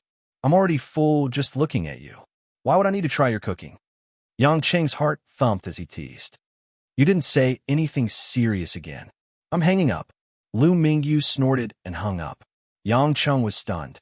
He didn't know whether to laugh or cry. She hadn't even told him the address of her new home. How was he going to look for her? But after a while, a message was sent to Yang Cheng's mailbox. Yang Cheng smiled. It was the address sent by Lu Mingyu. Women always liked to play tricks that were superfluous to men. Of course, in the eyes of women, most of the time, it was called romance. However, Yang Cheng wasn't in a hurry to enjoy her tenderness. Since he was free on the weekend, he had to hurry home and talk to Guo Shuihua about meeting Ma Guifeng. If this matter was delayed for too long, Ma Guifeng would definitely be displeased. He drove all the way home and entered the living room. Only then did he realize that Guo Shuihua was sitting on the sofa watching TV alone. She was watching the Korean drama that Lin Ruoshi recommended to her. She looked very focused. Yang Cheng sighed helplessly. He walked forward and smiled. "Mom, where are Mother Wang and Ruoshi?" Guo Shuihua came back to her senses. When she heard that Lin Ruoshi was being asked about, she immediately said in satisfaction, she followed Mother Wang to buy groceries. She said she wanted to learn more about housework. That's rare. In the past, my daughter-in-law would bury herself in work on Sundays. It seems like she's really sensible now. Yang Cheng heaved a sigh of relief. With Lin Ruoshi not at home, it would be easier to talk to her. "Mom, I want to discuss something with you." Yang Cheng smiled in an ingratiating manner. "Huh, you have always been a Lone Ranger.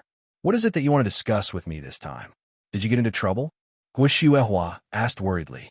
Yang Cheng quickly waved his hand. "I definitely didn't get into trouble. It's actually a good thing. I hope you can help me. Don't keep me in suspense. If you have something to say, just say it. I'm your biological mother. What's there to hide?" Guo Shuihua smiled. Yang Cheng scratched the back of his head. He gritted his teeth and said, "I want you to meet one of my mothers-in-law and another woman of mine." The smile on Guo Shuihua's face gradually froze. Then it disappeared. She stared at Yang Cheng for a while before she suppressed her emotions and asked, "Which woman's mother is it? Is it Xiang Wei's? Or is it Aunt Xin's?" Yang Cheng couldn't help but blush. It's the other one." "What?" Guo Shuihua exclaimed. She stood up from a sofa and pointed at Yang Cheng. She was so angry that she was trembling. If it wasn't for the fact that her son had been separated from her for more than 20 years, if it wasn't for the fact that she felt indebted to Yang Cheng, Guo Shuihua would have given Yang Cheng 2 tight slaps on the face when she heard those words. "What's there to talk about?" Yang Cheng cursed inwardly. He didn't expect Guo Shuihua to be so agitated. He quickly comforted her. "Mom, don't be rash. Let's talk this out. What's there to talk about?" Guo Shuihua lost control of her emotions. She raised her voice and said, "Yang Cheng, Mom is begging you. Don't make a fuss anymore. Xiang Wei is your lover. She saved Mom's life, and Mom has accepted it. Aunt Xin's feelings for you are real. Since it has already been proven, I can only turn a blind eye to it. To be honest, I was already embarrassed in front of Ruoshi when I accepted those 2 girls. But now you have a new lover. Do you still want to live a good life?" Yang Cheng sighed in his heart. Not just one. Actually, he still had Sister Xiao Yu, Officer Xiao Yan, and Beauty Tang waiting for him to get close to them. Just the mention of Xiao Qianqian's mother made her so shocked. It would indeed not be easy to live in the future. However, he still had to continue. Yang Cheng said, "Mom, I've already talked to her parents. Furthermore, I've been with her for a long time. We're not just playing around. Just like Xiang Wei and Aunt Xin, I really like her. I can't just turn my back on him after eating everything I have, right?" Guo Shuihua let out a long sigh and sat down dejectedly. It was as if she had exhausted all her energy. She rubbed her forehead tiredly and said, "Yang Cheng, Everything about you is good. Mom hasn't been by your side to watch you grow up for more than 20 years, but I'm very pleased that you're a man who dares to take responsibility for your actions. Furthermore, you're so outstanding. Mom is really pleased. Compared to your father, who doesn't even dare to accept his own son openly and is afraid of the slightest thing, you're really amazing. Yang Cheng was silent. He knew that Guo Shihuahua hadn't finished speaking. But today, Mom has to say this. Guo Shihuahua looked at Yang Cheng bitterly and said, "Your disappointing father isn't as good as you in everything, but there's one thing that Yang Pejuan is better than you. Even though Yang Pejuan was wrong in every way, he was born into a wealthy family like the Yang family. He was also young and promising. He had become the commander of the Jiangnan military region and one of the few generals in Huaxia. But his heart has always been on your mother since he was young.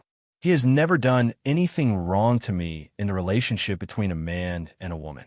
He has always tolerated me and loved me. Other than the things that happened because of your appearance, Yang Pejuan has never even said a word to me loudly." Chapter 593. Yang Cheng was speechless. To be honest, he was a little stunned.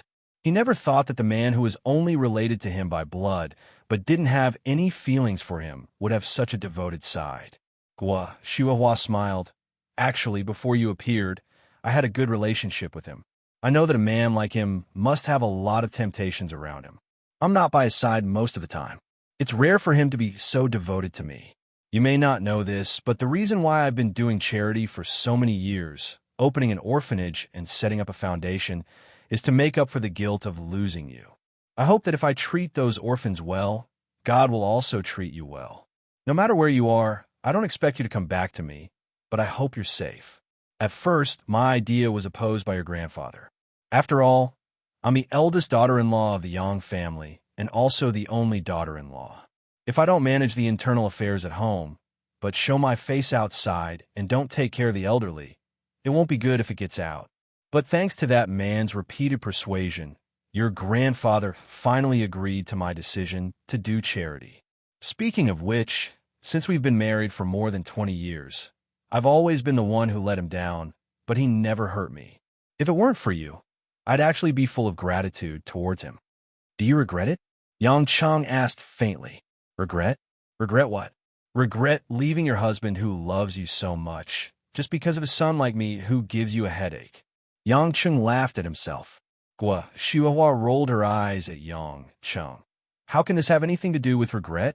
To me, Yang Pejuan is indeed a good husband, but that's only because I'm his wife. But as a father, he really disappointed me. I'm not only his wife, but also your mother. When I was young, I've already abandoned you once for my husband, for the family. I gave birth to 2 boys for the Yang family, so I'm worthy of being the ancestors of the Yang family. Now that I'm almost half a century old, how could I let you slip away from me just because of that?" Only then did Yang Cheng feel a little relieved. He thought that he should be more filial to his mother in the future. She had left her husband, who loved her so much, for him. He couldn't let her be bitterly disappointed. However, this filial piety did not include how to deal with the relationship between a man and a woman. Yang Cheng continued to whisper and said with a smile, "Mom, I will be filial to you in the future. But you have to do something for your son's happiness, don't you? My women weren't randomly picked up from streets. I have feelings for them, and we only got together after experiencing some things. How can I let them go just like that? In short, I won't let go of any of them. Please help me and go see my mother-in-law." Guo Shihuahua, who had just relaxed a little, immediately knitted her brows again. "Yang Cheng, I'm actually very happy that so many women like you. But we're not living in ancient times, where men can openly have multiple wives. You're also not like some people who secretly keep concubines after earning money. You're openly having a relationship with other women. If this matter were spread out, how are those women going to face others? Furthermore, it's fine if Ruashi doesn't know about it. I don't mind keeping a secret for you. But you didn't intend to hide it from Ruashi. She's not blind, nor is she heartless. How can Ruashi take it?" Yang Cheng bitterly smiled. "Mom, let me tell you the truth. When I married Ruashi, she didn't intend to stay with me for a long time. So she didn't care if I had another woman outside, who knew things would turn out like this." "What do you mean?" Guo Shihuahua was puzzled. What do you mean by didn't intend to stay with you for a long time? How did you and Ruashi get to know each other and get married? This isn't child's play. Besides, Ruashi is a smart woman. Why would she marry a man so easily? Yang Chung rubbed his nose awkwardly, but facing his mother, he knew that he had to tell her sooner or later. After all, Guoshuahua wouldn't spread around. So, Yang Chung told her how he came back to China to sell mutton skewers. Then, he accidentally bumped into Lin Ruashi in a bar. She was in a bad mood because of Lin Kuen's incident. After she was drugged, he saved her, but mistook her for a bartender. When she heard how Yang Chung mistook Lin Ruashi for a prostitute and stole her chastity, Guoshuahua's mouth opened so wide that an egg could fit in it. In the end, Guoshuahua didn't know whether to laugh or cry. She quickly slapped Yang Chung a few times and said hatefully, "Kid, what's with that look in your eyes? What's with your brain? Have you seen a prostitute, a woman like that? Would she need to be drugged? She's in that line of work. Why would she need to be drugged? Besides, how could someone as beautiful as Ruashi do that kind of thing?" Yang Chung rubbed the back of his head. Thinking back, it made sense. Back then, he was really blinded by lust. He didn't care about the consequences and tacitly agreed to Lin Ruashi's identity. Come to think of it, in a sense, he was no different from Zhang Hu and his group. This was so embarrassing. I finally understand. It turns out that your wife was stolen by a bad boy like you. Guoshuahua poked Yang Cheng's head with her finger. I knew it. Ruashi is such a well-behaved person. How could she fall for a silly boy like you? Yang Chung laughed dryly and said, "It's not like I won't pay the bill after eating. Aren't I already married? Moreover, I'm on the right track." Is this considered on the right track? You guys even have separate rooms. When will my wish of holding a grandson come true? Guoshuahua pretended to be angry and said. Yang Chung said, "Mom, this matter can't be rushed. I'm prepared at any time, but Ruashi want me to cut off all my other relationships before she's willing to share a room with me. Isn't she trying to kill me? There's nothing wrong with this. She's trying to give you a ruthless medicine to help you make up your mind to cut the Gordian knot," Guoshuahua said. Yang Chung gritted his teeth and said, "Mom, why are you always speaking up for Lin Ruashi? If I had a few more women, wouldn't it be more efficient to help you give birth to little Yang Chung? Besides, Mom, the Ruashi you've seen these few days isn't the real her. How could she change from a workaholic to a housewife so quickly? She's purposely making you and Mother Wong side with her so that she can target me." Yang Chung was so anxious that he had no other choice but to be a villain and spread negative news about Sister Lin behind her back. Who knew that after Guoshuahua heard this, she chuckled and said, My son, do you really think that your mother and Mother Wong are old and muddle-headed? What? Yang Chung was puzzled. Guoshuahua shook her head and sighed. I'm Ruashi's mother-in-law, but I'm also a woman. Of course, I know Ruashi better than you. These few days, Ruashi suddenly became so obedient and likable. Do you really think I don't know why? I even told Yulan privately that Ruashi really knows how to make us like her. Yang Chung then realized that Guoshuahua already knew that Lin Ruashi was doing this on purpose. He asked doubtfully, "Then why?" "Because even if Ruashi is playing some tricks, her heart is good. She's really filial to us, and she's tried her best to fight for what she deserves." Guoshuahua smiled and said, "Since she's doing this, it's only good for our family. Why should we point out Ruashi's actions?" Yang Chung was speechless. He pulled a long face and said hesitantly, "You guys are having fun, but I'm being forced to the edge of a cliff." Guoshuahua smiled and said, "Mom can't help you with these problems. Mom just wants everyone in the family to live a peaceful and happy life. If you're capable, then let Ruashi accept your choice. If you're not capable, then don't mess up the family." Guoshuahua's words had already magnified the scale. It was obvious that she wouldn't interfere with Yang Cheng's private life. At the end of the day, a son wasn't a husband. If her son had many women, then, as a mother, there was nothing for her to be afraid of. Moreover, Guoshuahua wasn't born in an ordinary family. She had seen many situations where a man had many women. Yang Cheng thought for a while and said, "I can't guarantee what will happen in the future, but I will definitely do my best to make everyone around me happy. The most important thing now is that my mother-in-law is waiting to meet you. Mom, do me a favor and meet her. With your social skills, it shouldn't be too difficult. This time, he even used bootlicking. Guo Shihuahua smiled and shook her head. She glanced at Yang Cheng helplessly and said, "All right, I give up. Since that's the case, go pick a date and place and meet her." "All right, what's the surname of her parents?" Yang Cheng was delighted. He chuckled and said, "I knew you're still on my side, Mom. My mother-in-law's surname is Ma. She's quite a simple person. I'm sure we can get along well. This isn't a matter of meeting her or not. I'm just afraid that she'll fall out with you when she finds out about your situation." Guo Shihuahua was still in a heavy mood. Yang Cheng knew that the truth would come out sooner or later. He had been forcing himself not to think too much about it. He believed that there would be a way to solve it. Finally, the problem of meeting the parents was settled. Yang Cheng was in a good mood. He was about to make a pot of tea for Guo Shihuahua to express his gratitude when he saw his mother Wang coming back with Lin Ruoshi. Chapter 594. Lin Ruoshi, who was wearing a pinkish-white sleeveless suit and a black skirt with tassels, walked in energetically with a pile of ingredients in her hands. She seemed to be quite excited. Lin Ruoshi, who had unloaded a lot of burdens and returned to herself, had recently dressed more in line with her youth. Compared to the office suit that she used to wear most of the time, she seemed to have raised her charm to another level. What was noteworthy was that Mother Wang was only holding a very small bag in her hand. It could be seen that Lin Ruoshi had specially carried the things for Mother Wang. Looking at Mother Wang's kind smile, one could tell how pleased she was. Mother Wang had been in this house since the old CEO was still alive. She had watched Lin Kuan get married. Xue Zijing gave birth to Lin Ruoshi, and now Lin Ruoshi had grown up. Mother Wang had been working hard for this family. Mother Wang, who did not have any children, had long regarded the miss as her own child.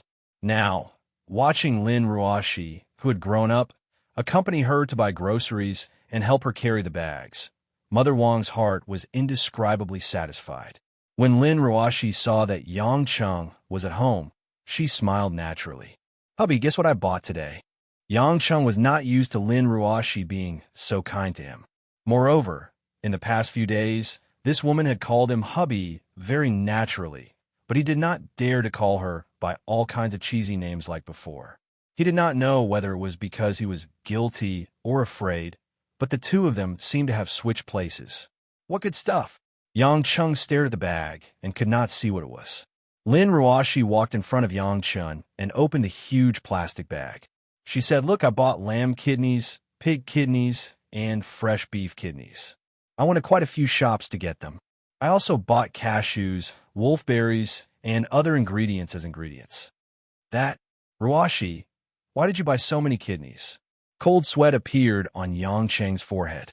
What did she mean?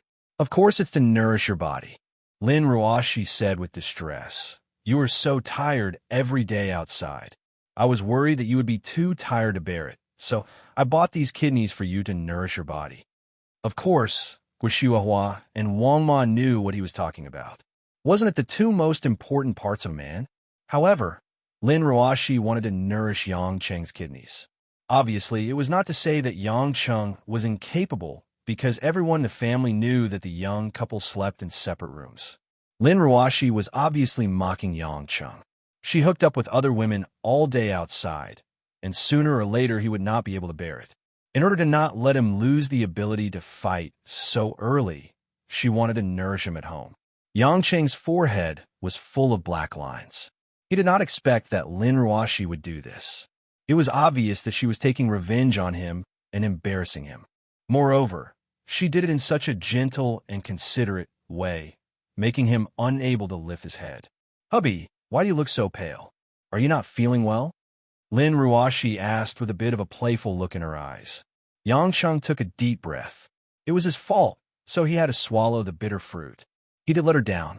However, his kidneys really did not need nourishing. Yang Cheng smiled reluctantly and said, "It's okay. I'm very touched. But Ruoshi, there's so many kidneys.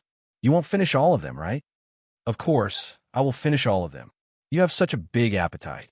I will cut the lamb loin, stir-fry the pork loin, and ask Mother Wong to help me make a braised beef loin. In this way, you can eat different flavors. Lin Ruashi said happily and did not forget to add, these are specially for men to nourish their bodies.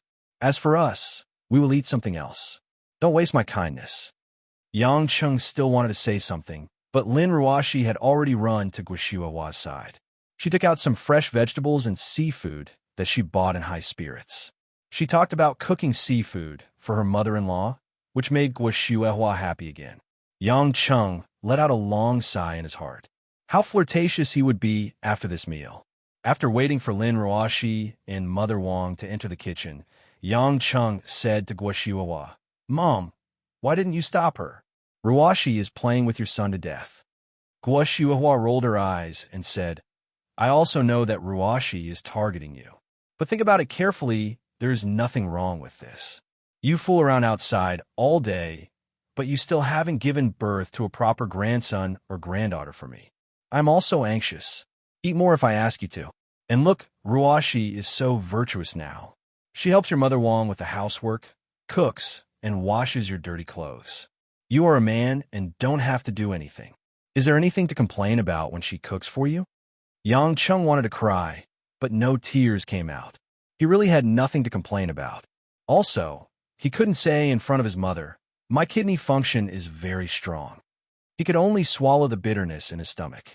About 2 hours later, Lin Ruashi and Mother Wong were really busy preparing a sumptuous kidney feast. Of course, these kidneys were all supplements for Yang Chung. They were all placed in front of Yang Chung. Yang Cheng's appetite had always been good, but when he saw the kidneys all over his eyes, his facial muscles still twitched. What was worse was that when Lin Ruashi saw Yang Chung stop chopping, she would even look at him with an innocent and pitiful expression. She asked with a bit of grievance, Hubby, is it because I don't cook well? To be honest, ever since Lin Ruashi's cooking was taught by Li Jingjing and learned from Mother Wong, her cooking skills were obviously good. But who would let people eat kidneys as if they were rice? Yang Chung didn't want to refuse. In the end, he braced himself and finished 3 big bowls of kidneys. If it wasn't for the fact that Yang Cheng's physical fitness was different from ordinary people, he would probably have a nosebleed in a matter of seconds. After lunch, Yang Chung didn't dare to stay at home for long. Because it was Sunday, Lin Ruashi would stay at home to watch TV with the 2 elders. He felt that it was safer to hide. Also, after getting Guoshuahua's approval, Yang Chung was anxious to talk to Ma Guifeng about the meeting, so that they could set a date and place. On the way to sister-in-law Xiang's Sichuan restaurant, Yang Chung called Mo Qianni. When Mo Qianni, who was working overtime, heard that Guoshuahua had agreed to meet, she was so excited that she almost jumped out of her office chair. Hubby, did you tell Auntie that you're meeting my mother? I didn't say it in detail. Anyway, you'll know when you meet her. My mother should have a good impression of you. When the time comes, it might be a surprise. Yang Chung said. Mo Qianni nervously responded and regretfully said, I should have gone with you, but I have to call a few executives for a meeting and I can't find the time. Fortunately, you already know about Annie Xiang's shop. You can go and discuss it with my mom. After my mom makes the decision, I will definitely cooperate. Little Qian, don't worry too much. No matter what, I won't leave you behind. At most, I'll waste some time. Yang Chung comforted her with a smile. Mo Qianni nodded and suddenly said, By the way, hubby, did you go to see Qiangwei after you came back? Yang Chung blushed. I didn't have time to go. I'm also upset. I'll go see Qiangwei when I get home later. I'm also quite embarrassed. Mo Qianni hesitated for a moment and said, You'd better hurry and go see Rose. I feel that she's not feeling too well these past 2 days. Also, when I told her that you've returned to China, she only smiled plainly and said that she knows. I keep feeling that. She seems to be purposely not contacting you. Yang Chung was worried. Is Qiangwei hiding something from me? For a long time, Qiangwei was the woman that he was least worried about, so he often left her at the end. Although Yang Chung felt guilty, it was difficult to improve this problem. At this moment, when he heard Mo Qianni's words, Yang Chung felt that something was wrong. He had been back in China for a long time, But why didn't Qiangwei call him? He also didn't see Qiangwei go out. Things were indeed strange. However, he had already driven on the highway. It was inconvenient to turn around and go back.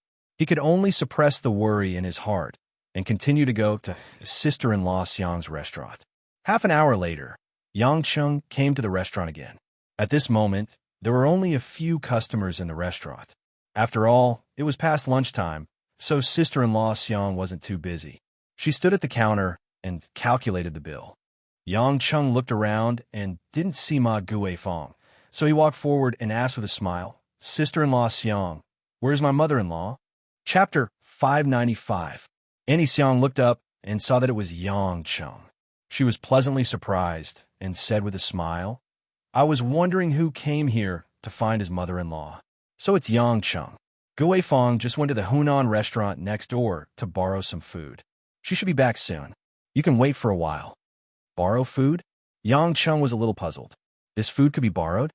Annie Xiang smiled and said, "Our small restaurants sometimes exchange ingredients. Occasionally, when one restaurant is out of stock and another restaurant has it, we borrow it first. We can't just not cook for our customers after they order, right? Besides, we don't need this little bit of money. Everyone helps each other to do business." Yang Cheng suddenly understood what was going on. He found a chair and sat down. He wanted to smoke a cigarette, but then he thought that it would be bad for his image if Ma Guifeng saw him. So he embarrassedly put the cigarette back. Fortunately, Ma Guifeng came back not long after. She was carrying a black plastic bag in her hand. It should be the food that she borrowed. However, Ma Guifeng's face didn't look good. Her face was slightly pale, and she looked a little absent-minded. Yang Cheng, who was sitting at the door, almost didn't see it. After handing the food to Annie Xiang, Ma Guifeng noticed Yang Cheng. She forced a smile and said, "Yang Cheng, why are you here? Is there something you need from me?" Yang Cheng worriedly said, "Mom, are you feeling unwell? Let me take your pulse." Ma Guifeng waved her hand and said, "What's wrong with me? I'm fine." Yang Cheng was still worried, so he grabbed his mother-in-law's wrist and checked her pulse. He didn't have any medical skills, but with his cultivation, he was more useful than any divine doctor. In the end, Yang Cheng didn't find anything wrong with Ma Guifeng. She was very healthy, so he embarrassedly let go of Ma Guifeng's hand. However, Ma Guifeng could tell that Yang Cheng really cared about her. Her eyes were filled with joy. "Tell me, what's the matter?" Yang Cheng nodded and told Ma Guifeng about Guo Shuahua's promise to meet, and asked Ma Guifeng to pick a date. Ma Guifeng's face lit up.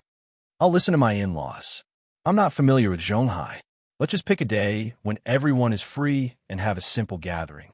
Only then did Yang Cheng remember that Ma Guifeng had just arrived in Zhonghai. It wasn't appropriate for her to choose a meeting place, so he made an appointment with Ma Guifeng. He would discuss the specific location later.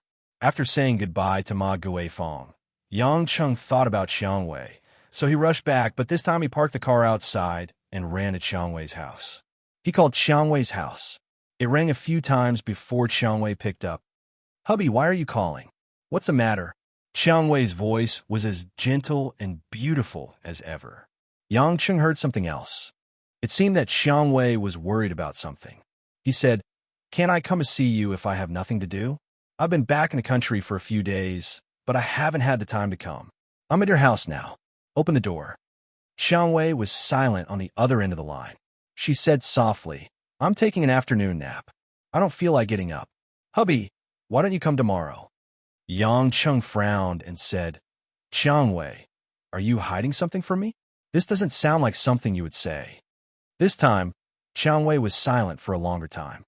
In the end, she sighed and said, "All right, wait for a while. I'll go downstairs."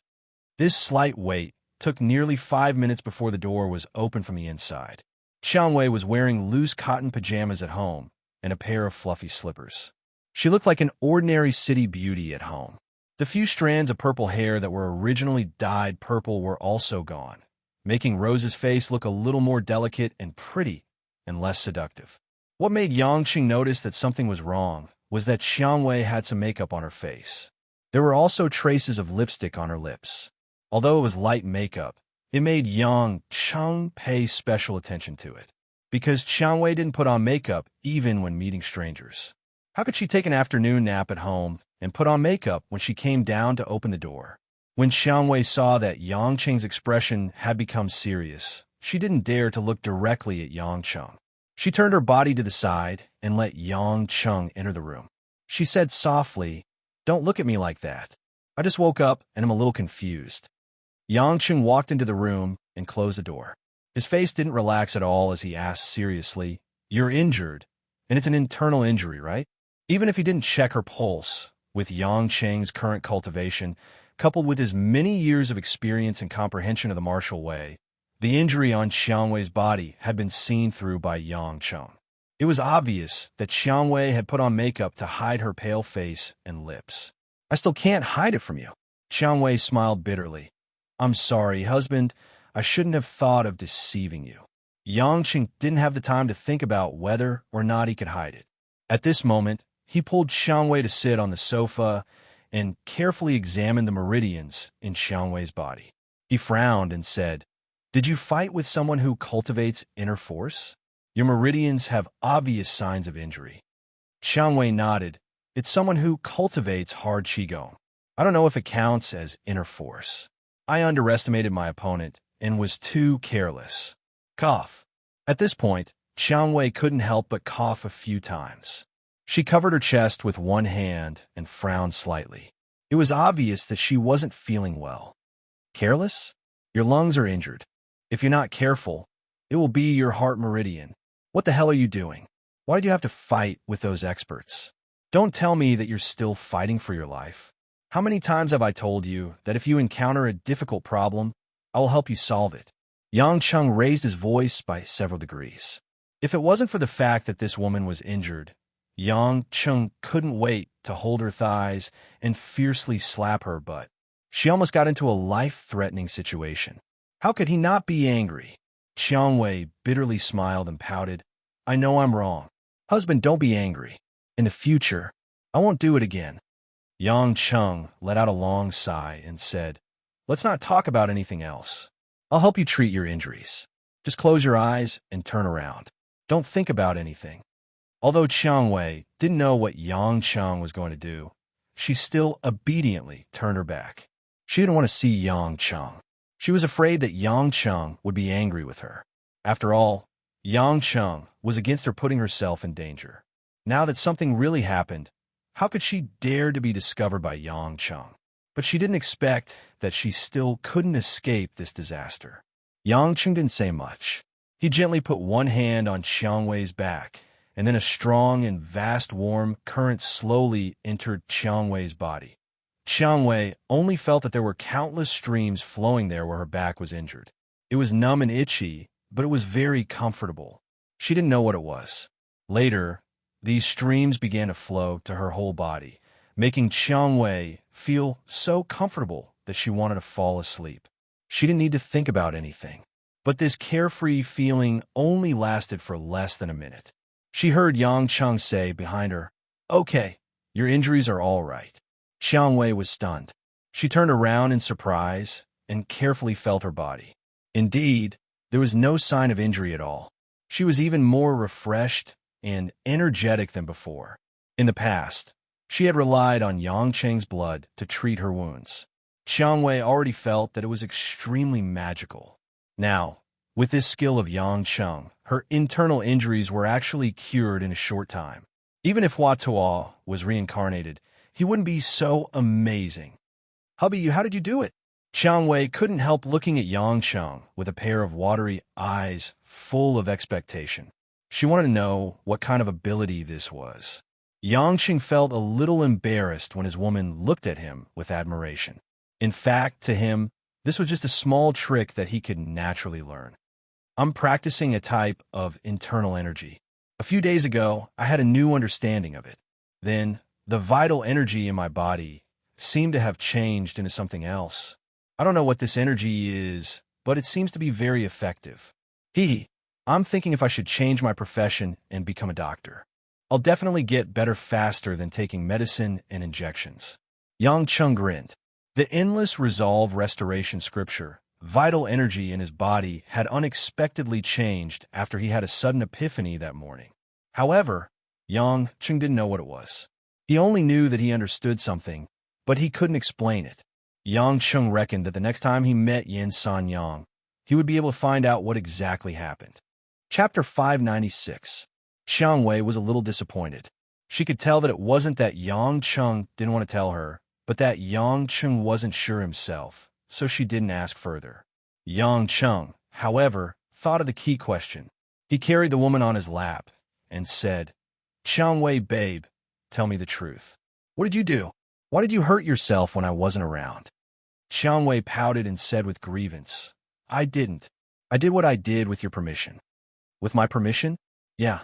Xiang Wei nodded and said, "Didn't you promise me that you could work with the Green Dragon Society to expand our influence in other provinces? I've been taking over some of the gangs at the edge of the Su province in the north recently." Yang Qing only understood the whole story after listening to Qiang Wei's narration. It turned out that after Qiang Wei and Lu Qingshan worked together, they chose to split their forces in order to speed up the expansion. Lu Qingshan started from his base in Yanjin and expanded to the south. And Xiang Wei's Red Thorn Society started from Zhonghai and expanded to the north. The two of them had a good plan. They would attack from both sides and put their opponents in the middle in a pinch. In less than a year or two, the gangs in the eastern and central provinces of Huaxia wouldn't be able to resist the powerful power of the gangs in Yanjin and Zhonghai. By then, both sides would occupy half of the country and continue to expand to the southwest and northwest. However, they didn't expect that the gangs in the Su province, which was adjacent to Zhonghai, weren't that simple. After the biggest gang in the Su province, the White Wolf Society, was encroached upon by the Red Thorn Society, they began to fight back fiercely. For a few days, there were violent conflicts on the border of their territory. Many of the elites of the Red Thorn Society had been trained by the Sea Eagles. Although they only learned a little bit, they were still at the level of ordinary special forces. Unexpectedly, the members of the White Wolf Gang were evenly matched with these elites, and they even showed signs of counterattacking. Qiang Wei, who had originally left the matter to Chun Rong to handle and planned to train her successor, finally couldn't hold back. Or rather, the competitive underworld bloodline in her bones was ignited. Excited, she personally went to the temporary stronghold in Su province and commanded her subordinates to fight. During one of the fierce confrontations between the two sides, Qiang Wei and one of the bosses of the White Wolf Gang fought. To Qiang Wei's surprise, the middle-aged man actually had quite a good martial arts cultivation, and he also practiced hard qigong. Qiang Wei originally thought that after receiving pointers from Yang Cheng and learning from the Sea Eagles, no one in the underworld could be her match. Unexpectedly, the White Wolf Gang was really full of hidden talents. Because of a moment of carelessness, Qiang Wei took a hit when the opponent suddenly used his internal force. She immediately felt half of her arm go numb and lose feeling. Then, because of the shock in her heart, she slowed down, and her back suffered another heavy blow. If Qiang Wei hadn't been strengthened by Yang Cheng's blood, which improved her physical fitness, she would have been bedridden for 2 to 3 months. Even if she didn't vomit 3 liters of blood, she would have been bedridden for 2 to 3 months. Yang Cheng wasn't familiar with Huaxia's underworld forces, so he didn't feel much when he heard about the White Wolf Gang. After hearing this, he asked, "What's the situation in Su province now?" Qiang Wei said reluctantly, "I didn't expect the White Wolf Gang to have an expert in internal strength. Their fighters are all very high quality, and we can't take them down. If this continues, the police and the military in Su province will definitely not tolerate it.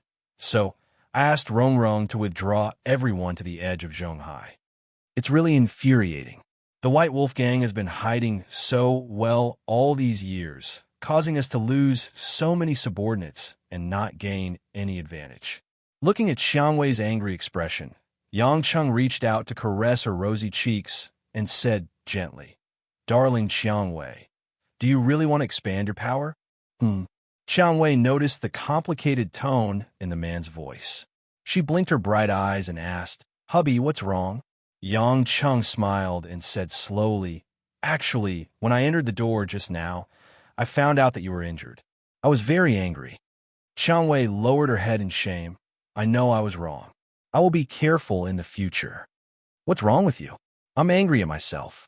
Yang Cheng grabbed the woman's hand and rubbed it, saying, I'm angry at myself for not being able to take good care of you. This isn't the first time you've been injured. Although I can still cure you quickly, I'm really worried that one day I won't be able to catch you in time. Feeling Yang Cheng's deep self-blame, Qiang Wei was also a little flustered. She hurriedly shook her head and said, No, I definitely won't do that kind of dangerous thing in the future. I'll obediently stay at the back. I can do it. But I can't treat you like this. Yang Cheng smiled bitterly and said, It's already hard for you to follow me. I can give you my heart. I can give you all the help you want, but I don't have time to accompany you. I can protect you, but I can't always stay by your side. And I can't keep you like a canary. If I can't let you do what you like, it's the same as imprisoning you in a cage. I know you like the underworld business. I know you like the process of fighting. You've lived in this kind of environment since you were young. I know it's hard to change. How can I bear to leave you alone in this empty home? I previously promised you to cooperate with the Azure Dragon Society because I was afraid that you wouldn't be happy, but now that you're injured, I suddenly feel that I don't have the ability to give you happiness. Qiang Wei suddenly reached out to cover Yang Cheng's mouth and shook her head slightly. Don't say any more. It's rare that you have time to accompany me. Accompany me out for a walk, okay? I've been bored at home these past few days. Yang Cheng helplessly sighed and nodded. Then change your clothes and come out. I'll wait for you here. Only then did Qiang Wei smile. She kissed Yang Cheng on the cheek and then briskly ran upstairs. From her movements, it seemed that she was indeed not injured at all. Women always took a long time to go out. Even Qiang Wei, who didn't care much about makeup, couldn't be much faster. Yang Cheng waited downstairs for more than 20 minutes before a neatly dressed Qiang Wei ran down. She wore a loose, silver-gray silk blouse, a green skirt with layers on the side, and a pair of black leather sandals. Her hair was simply tied up, and she looked much more refreshed. Seeing that the woman was glowing once again, Yang Cheng's mood improved a lot. He allowed the happy Qiang Wei to hold his arm, and the two of them went out the door. After getting into the car, Yang Cheng started the car and remembered that he still didn't know where to go. He asked, Darling Qiang Wei, do you want to go shopping or eat something? Qiang Wei fastened her seatbelt, thought for a moment, and said, Hubby, what do young people do when they fall in love these days? Yang Cheng smiled. What do you mean by young people these days? Are we that old? What we do is what young people do. Qiang Wei chuckled. I remember now, someone is actually younger than me. No wonder I'm afraid of being called old. Hiss. Yang Cheng pretended to be angry as he glared at the woman. Don't talk about age. It's just a year or two later. What's there to talk about? Being pointed out by Qiang Wei, Yang Cheng was a little annoyed. Speaking of which, before he had confirmed his relationship with Qiang Wei, he had always called her Sister Qiang Wei. Qiang Wei knew that Yang Cheng wasn't really angry, so she smiled and said, Little hubby, then take me to do what young people like us should do. Little hubby? Yang Cheng was angry. His eyes emitted an evil light. He glanced at Qiang Wei's full chest and said, Darling Qiang Wei, if you keep calling me that, I'll do something in the car. When Rose heard this, she immediately shrunk back towards the car door. She shut her mouth and tried her best to hold back her laughter. She didn't want to be pushed down by Yang Cheng in the car and do something embarrassing. The car was parked by the roadside, and there weren't any curtains. If this thick-skinned man really pounced on her, she wouldn't be able to resist. She would be doomed if she was laughed at by the passers-by. Moreover, there were many Red Thorn Society members lying in ambush near his house. As the president, he couldn't be bullied by a man in front of his subordinates, right? Chapter 597. Looking at Qiang Wei's timid expression, only then did Yang Cheng find a balance in his heart. But after this round of flirting, the haze of Qiang Wei's injury was swept away, and he began to ponder about what he should do. But when he pondered over this issue, only then did Yang Cheng realize that he really didn't have any ideas. He usually spent his days lazily, and he didn't have any special hobbies. In the past, he had spent most of his time in the dark and ferocious. Where'd he get the romantic mood of a young man? Qiang Wei seemed to have seen Yang Cheng's headache, so she smiled. If you can't think of anything, then let's just stroll around. For someone like me who rarely goes out, everything is actually interesting.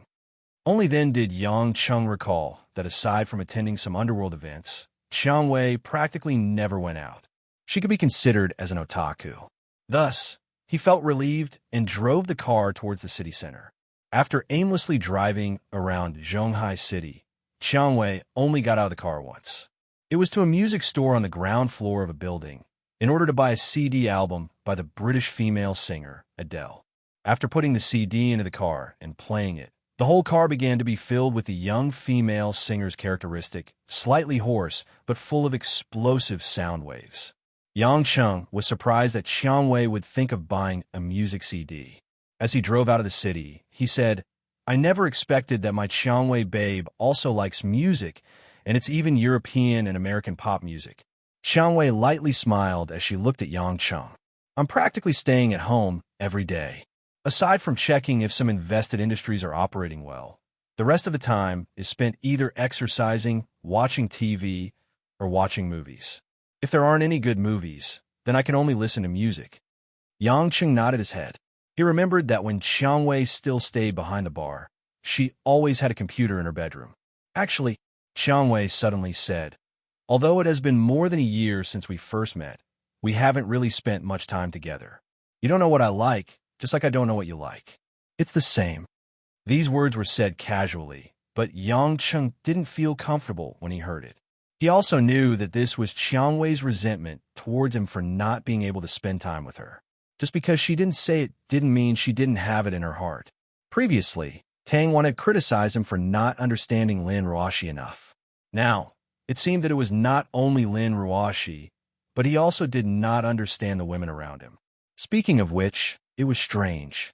When people fell in love, they might not have a result even after a few years. But he, who didn't even know what the woman he liked, had already reached the final step. Many men might be envious of such a thing, but Yang Cheng knew that if he continued like this, there would be too many unnecessary troubles sooner or later. Since he was determined not to give up on any woman, he still had a long way to go in the future. He couldn't just roll onto the bed every time they met, and he couldn't save the damsel in distress every time and move women's hearts. It was necessary for them to understand each other in life. Yang Cheng sighed in his heart. It was time to care about the lives of his loved ones. Thus, he turned to the music and said, "I don't really listen to music. Although I can sing some songs, I don't have any special interest in music. Tell me why you like this singer. Since you listen to it often, you can tell me something about music." Qiang Wei pursed her lips and pondered for a while. "I just listen to it blindly. I choose whatever I feel is good, and I don't really care about the singer or the country, let alone knowledge. This singer has a song that makes my heart ache, but it's also very attractive to me, so I've been listening to it recently." "Which song is it?" Yang Cheng asked. Qiang Wei's education wasn't high, and she didn't know English. Thus, she couldn't name the song at once, so she could only choose one song at a time. When she heard the beginning melody of one of the songs, Qiang Wei said sweetly, "It's this song. I've listened to it dozens of times in the past few days, and I still like it very much. However, I don't know English, and I don't have the habit of looking up lyrics, so I can only listen to the melody." Yang Cheng looked at the name of the song on the screen, "Someone Like You." The melodious singing came out. Adele's voice was like the agitation of the soul, capturing the softness in people's hearts. Gradually, Yang Cheng was also intoxicated by this sad melody. When she heard the lyrics of the song repeated several times, Qiang Wei asked in a somewhat confused tone, "Honey, what does this English sentence mean? Every time I hear it, I feel a little pain in my heart. Sometimes love can become eternal, but sometimes love can be so hurtful." Naturally, Yang Cheng could understand the meaning of every word of the lyrics. Because of this, he, who was originally quite heavy on matters of the heart, was particularly touched by this song. Qiang Wei silently repeated it a few times, and a few traces of sadness flowed through her moist eyes. Finally, she pursed her lips and smiled. "Although I don't know English, even if this lyric is translated, it's still very beautiful. But I think what Adele means is that even if love can't be eternal, even if it hurts people, she can't bear to let go. Yang Cheng turned his head and looked at Xiang Wei, who lowered her head with a sad face. He frowned and reached out to stroke the woman's hair. Don't let your imagination run wild. This song should be for a heartless man. Your man, I'm not that kind of person. We can definitely make it eternal. Xiang Wei burst into laughter and rolled her eyes at Yang Cheng. You are indeed not a heartless man, but you are a playboy. Yang Cheng shrugged awkwardly and stepped on the accelerator. The car got on the highway and began to drive to the business district on the outskirts of Zhonghai. The two of them chatted while listening to the song. In the past, when they were together, they would either roll in the sheets or discuss some matters related to the underworld. They even had little time to say sweet nothings. As for taking Xiang Wei out to play, they had only done it once. Now that they had so much time to chat and laugh together, the two of them realized that there were actually more sides to each other that they hadn't realized. When Yang Chen talked about how Rose helped a girl beat up a boy in middle school and was eventually criticized by the teacher, causing her to drop out of school, Yang Chen was deeply moved. He didn't expect this charming and elegant woman to have such a chivalrous side. When it came to school, Yang Chen didn't have much to talk about. He didn't even go to kindergarten. So how could he talk about middle school? He could only talk about the experience of killing people in the Amazon in South America and the experience of ambushing and sniping in Siberia. These stories seemed soul-stirring in Xiang Wei's ears, and it made the woman's eyes full of sparkle. Time flowed like water, and the car unknowingly drove for more than 2 hours. Yang Cheng was surprised to find that the oil lamp was actually lit, so he had no choice but to drive into a gas station. After filling up the gas and setting off again, the two of them fell silent again. They didn't know why, but after saying so many things that they didn't say in the past, the two of them had some inexplicable thoughts and a little awkward, not knowing what to say. Xiang Wei suddenly glanced at Yang Cheng with a flushed face and said in a low voice, "Why? I feel that you are a little unfamiliar." Unfamiliar? Yang Cheng finally understood what his abnormal emotions were. Indeed, he also felt that the Xiang Wei beside him was very different. There were too many hazy colors that he didn't understand. "Oh my, what should I do?" Yang Chen said in a serious tone. "I actually slept with a woman I don't know. My chastity is going to be ruined." Xiang Wei reached out her hand and pinched Yang Cheng's arm, just like how a normal girlfriend would pinch her boyfriend, as if this was a woman's instinct. "Damn, hubby, don't you have any shame? I'm being serious with you, but you're talking glibly again." Yang Cheng laughed and said, "To be serious, it's actually quite useful to chat like this." "What do you mean?" Xiang Wei didn't understand. "Baby, think about it. The two of us have become strangers. When we roll in the sheets again, it'll be the passion of strangers. I'll be picking wildflowers, and you'll be cheating on me." This is so. Before Yang Cheng could finish, Xiang Wei was already bashfully whipping Yang Cheng a few times. "Go to hell, Yang Cheng. You're the one cheating on me. You're the one cheating on me." Looking at Xiang Wei's coquettish appearance, ignoring her demeanor and scratching his body, Yang Cheng laughed crazily and felt a wave of warmth in his heart. In the past, because Xiang Wei wanted to be the leader of the Red Thorn Society, she naturally had to raise her prestige and put on a high attitude. She also couldn't do too many immature actions. In short, she always wore a mask. At this moment, Rose, who had unloaded her burdens and opened up her heart through chatting, was no different from other young girls of the same age. She was acting coquettishly and making a ruckus just like any other girl of the same age. After playing for a while, Yang Cheng almost crashed the car into the guardrail. When the car drove into a commercial district, Xiang Wei, who had been laughing and making a fuss for a while, was blushing and panting. Yang Cheng winked at the woman. "President, after playing for so long, are you thirsty?" Xiang Wei also realized that she was a little out of control, but thinking that the person beside her was her man and not her subordinate, it didn't matter. Being herself again, Xiang Wei enjoyed it. After talking so much, she was really thirsty, so she nodded. "What do you want to drink?" Yang Cheng saw that the sky was getting dark, so he decided to drink something and accompanied Xiang Wei to find a restaurant for dinner. Xiang Wei looked left and right at the shops on both sides of the street. Suddenly, her eyes lit up. She pointed at a delicately decorated, recognizable restaurant in front of them. Let's go there. Yang Chung looked at the dazzling logo. Everyone on Earth could recognize it. It was a Starbucks. Xiang Wei, baby, why do you want to drink coffee all of a sudden? Yang Chung always felt that a woman like Xiang Wei wouldn't choose a fast food restaurant. In fact, it was also because Yang Chung had stayed abroad for a long time. He didn't know that in Huaxia, Starbucks was considered a small bourgeoisie. It was far from the fast food drinks abroad. Xiang Wei pouted her red lips. I often see advertisements on TV. I've always wanted to try it, but I don't know how to buy it, so I've never tried it. I'm very curious. Yang Chung was speechless. It wasn't that he was surprised that Xiang Wei hadn't drunk Starbucks that could be found everywhere in the world. It was because he had only accompanied Lin Ruoshi once. Since that's the case, I'll bring you in to see it, although I haven't really drunk it before. Yang Chung scratched his head and started to pull over. Xiang Wei understood the meaning behind his words and asked curiously, Hubby, don't you drink it when you're abroad?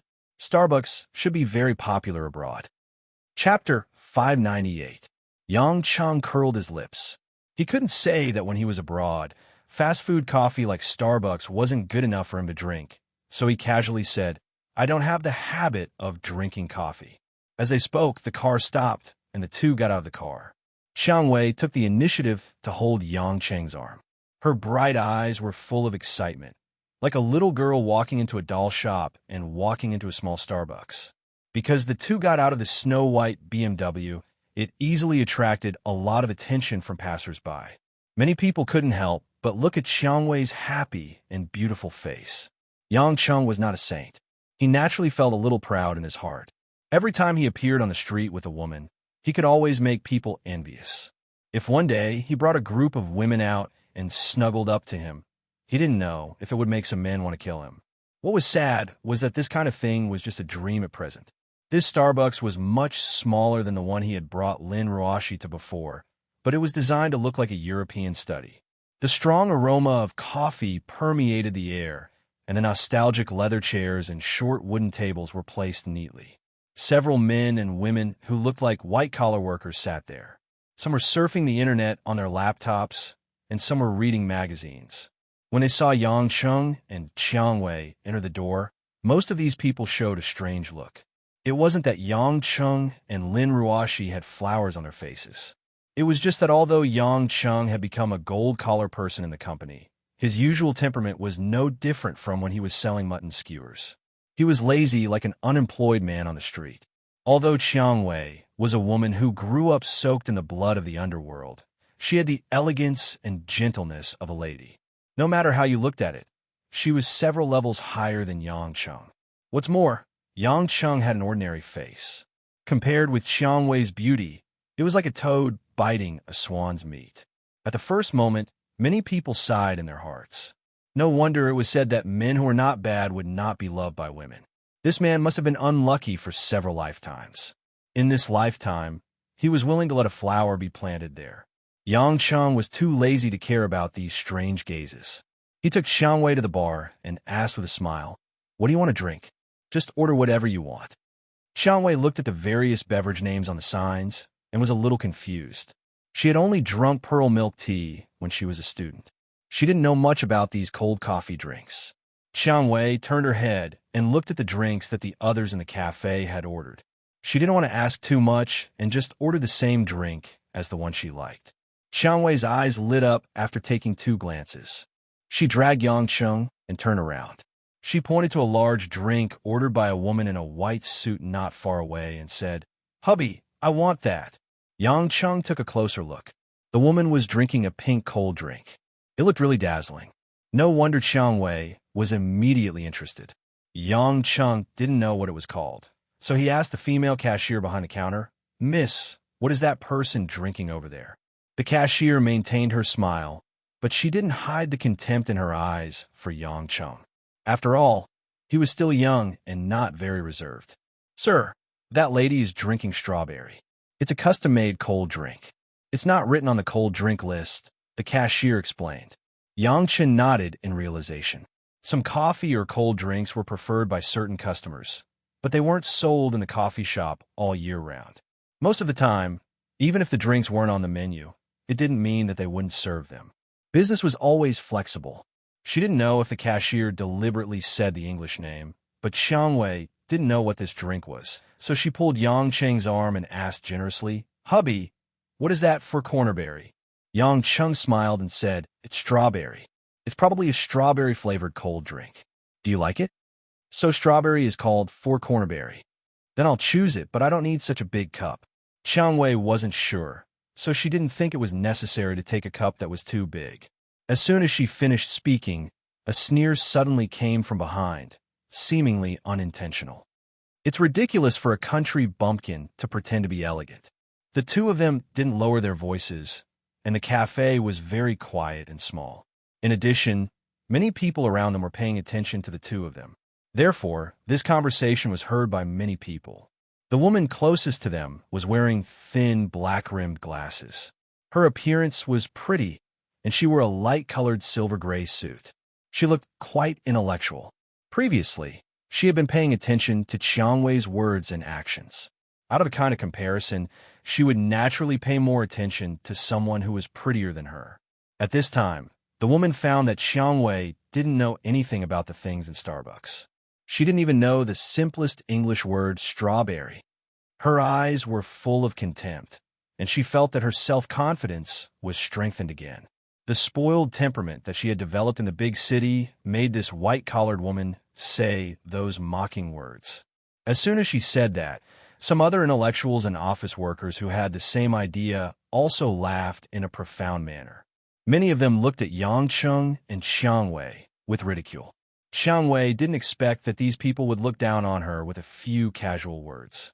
She rarely appeared in ordinary public places, and she didn't have the opportunity to communicate with these ordinary white-collar workers in the city. At this time, when she was ridiculed, she didn't feel angry because she was looked down upon.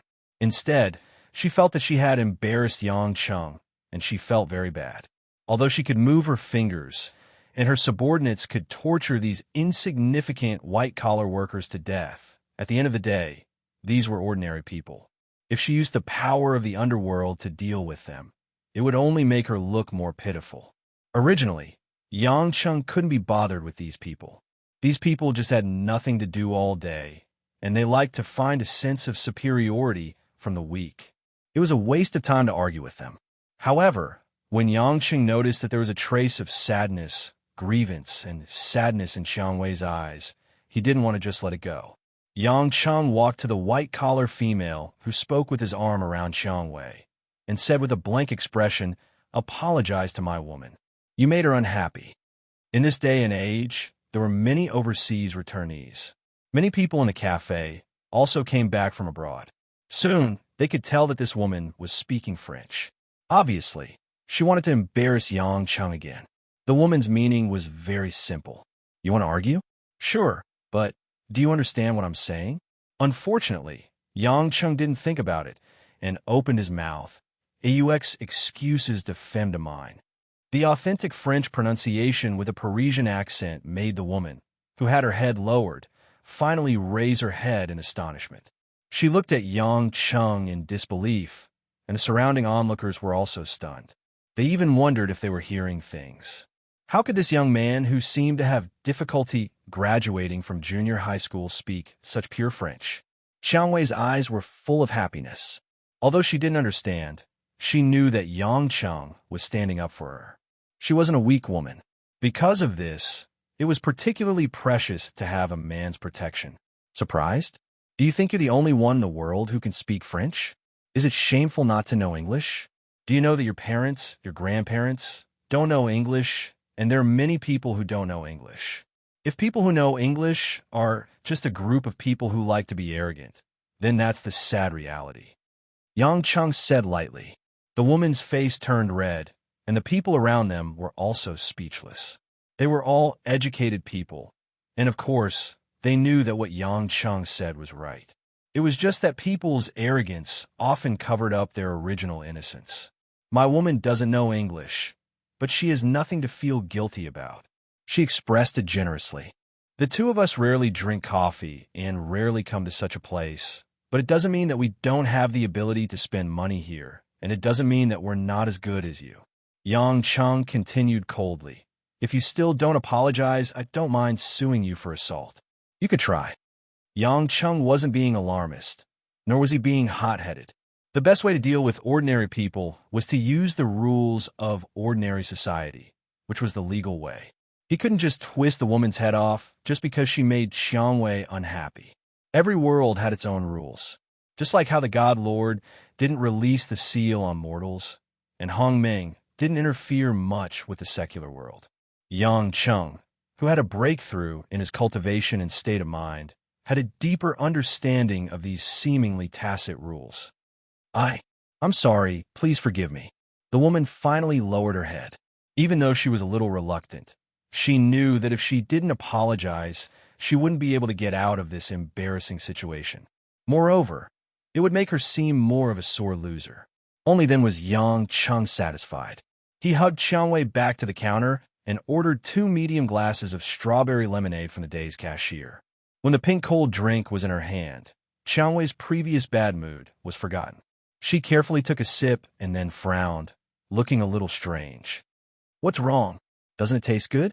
Yang Chung asked. Xiangwei shook her head. It's sour, sweet, and has a strawberry flavor. It's very smooth, but because there are more flavors, it feels strange. Yang Chung wasn't in a hurry to drink it. He held Xiangwei's hand and walked out of the cafe. He planned to find a suitable restaurant for dinner while drinking. Hubby, what did you say to that woman just now? Xiangwei bit her straw. Her voice was soft, and she revealed the expression of a charming little woman. She was also with Yang Chung, and she had a relaxed attitude that she could only have when she was relieved of her burden. Yang Chung casually said, That woman told me to scram and not to talk nonsense in front of her. I told her not to take yourself too seriously. It's that simple. I thought you were going to make a move just now, so I was a little worried. After all, it's not good to cause some trouble for that kind of thing. Besides, I'm not very cultured, so it's not a big deal to be said a few words, Xiangwei said faintly. What are you saying? You don't even owe him money. Why are you letting him talk about you for nothing? Even if you're willing, my heart will ache. Yang Chung frowned.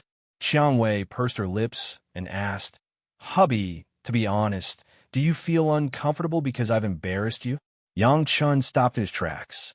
With a serious expression, he said, I'll only be grateful that you're willing to stay by my side. In my eyes, even if you can't count with your fingers, I'll still find you adorable. Do you understand what I mean? If you say that again, I will be really angry. Xiangwei nodded thoughtfully and laughed. Although I don't read much, I also know that a woman without talent is a virtue. It seems that it's true. Only a stupid woman like me can find a good man. Yang Chung reached out his hand and pinched Xiangwei's nose, causing the woman to pout coquettishly. I think I should just call you stupid. What kind of nonsense is this? Yang Chung sighed. Just as he was about to ask Xiangwei what she wanted to eat for dinner, he discovered that Xiangwei had stopped in her tracks and was staring straight at the 2 figures on their right. Chapter 599. It was an old couple with a slightly hooked figure. Both of them had gray hair and ragged clothes. The old woman was leaning on a bamboo cane, while the old man was carrying a large cloth bag on his back. The 2 old men were travel-worn. At a glance, one could tell that they were beggars on the streets of Zhonghai City. This kind of gray crowd was not uncommon in big cities. Most people were already used to it. Some just ignored them, despised them, and some were helpless to help. At this time, the old woman was standing at the door of Starbucks, looking at a billboard by the window. On it was a colorful poster. The advertisement was a cup of fragrant white mocha and a cup of green tea cappuccino with tempting white cream. The old woman's eyes showed a bit of yearning. On her dry and wrinkled face, her pair of turbid eyes were slightly lost in thought. The old man on the side saw what his wife was thinking.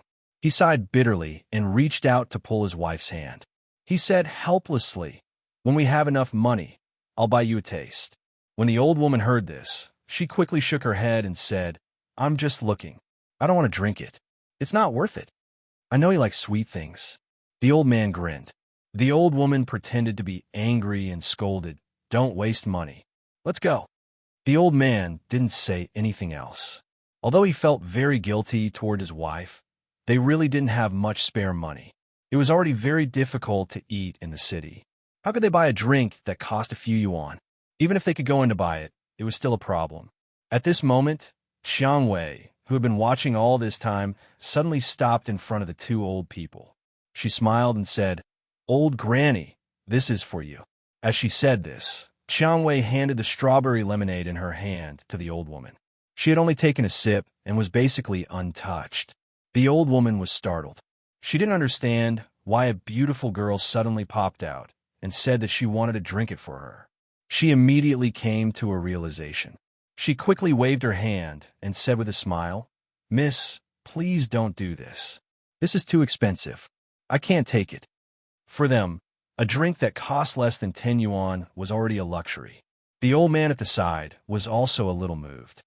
"Young lady, we know that you have good intentions, but we really can't accept it.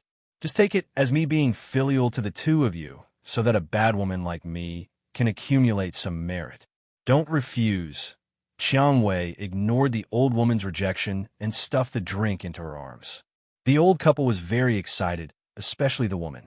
Her eyes were brimming with tears, and her wrinkled face was filled with joy. It wasn't because she could drink the dessert she wanted to drink, but because her heart was moved. At the age of 60, they wandered from place to place, running here and there to beg for a living. They were looked down upon by people and suffered a lot. If it wasn't for the fact that they had no other choice, they wouldn't have lived such a miserable life. It was as if when the whole world had forgotten about old people like them, there was a girl they met by chance who smiled and gave them a sweet drink. This kind of comfort was indescribable. "Miss, I really want to thank you, but you can't say such things carelessly. A kind-hearted girl like you doesn't need to accumulate any merit. That's what black-hearted villains do." The old man supported his wife and said sincerely. Qiang Wei smiled faintly, feeling a little bitter in her heart. If she didn't say it out loud, who would be able to tell that she was the leader of the underworld? Who would know that she was a woman whose hands were stained with blood? Who would know that her crimes were enough to be shot dozens of times? Just as Qiang Wei was about to bid farewell to the two old men, Yang Cheng, who had been watching from the side, walked over and said, "This drink can't be given away." Qiang Wei and the old couple looked over in confusion, but Qiang Wei was very puzzled. She didn't know why Yang Cheng would object. Yang Cheng winked at Qiang Wei, then went forward and handed the drink in his hand to the old man. "I haven't drunk this cup before. Take my cup. The one in the old granny's hand has already been drunk, so give it back to my woman to drink. This is what she likes." After saying that, without waiting for the old man and the old woman to react, Yang Cheng stuffed his cup into the old man's hand and took back Qiang Wei's cup from the old woman's hand. At this time, Qiang Wei smiled in her heart. Her eyes were like water as she looked at Yang Cheng, flowing with traces of deep affection. The old couple didn't know what to say. They gratefully said, "Thank you," many times. Their trembling appearance made it hard to tell whether they were happy or sad.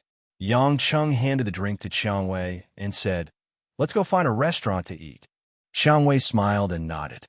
She followed Yang Cheng back to the car, while the old couple waved their withered arms behind them, saying goodbye to the two of them.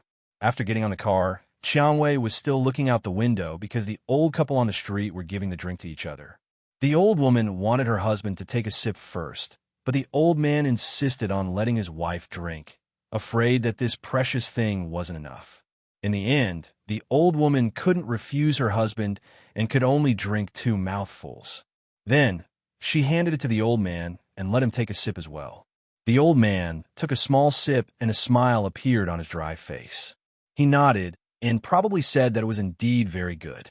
Then he insisted on letting his wife drink the rest. Qiang Wei saw this and said emotionally, "Actually, for someone like uncle and grandma, although their days are a bit hard, they can still love each other until they're old. No matter how hard their days are, it's still very sweet to look at each other." Yang Cheng was also moved. He didn't start the car and looked out the window with Qiang Wei.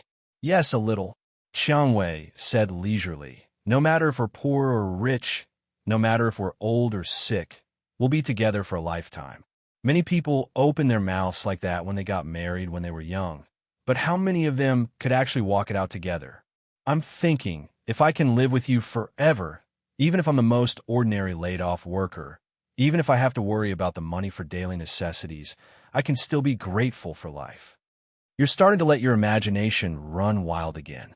Aren't we together? It's not like I said I'm going to abandon you.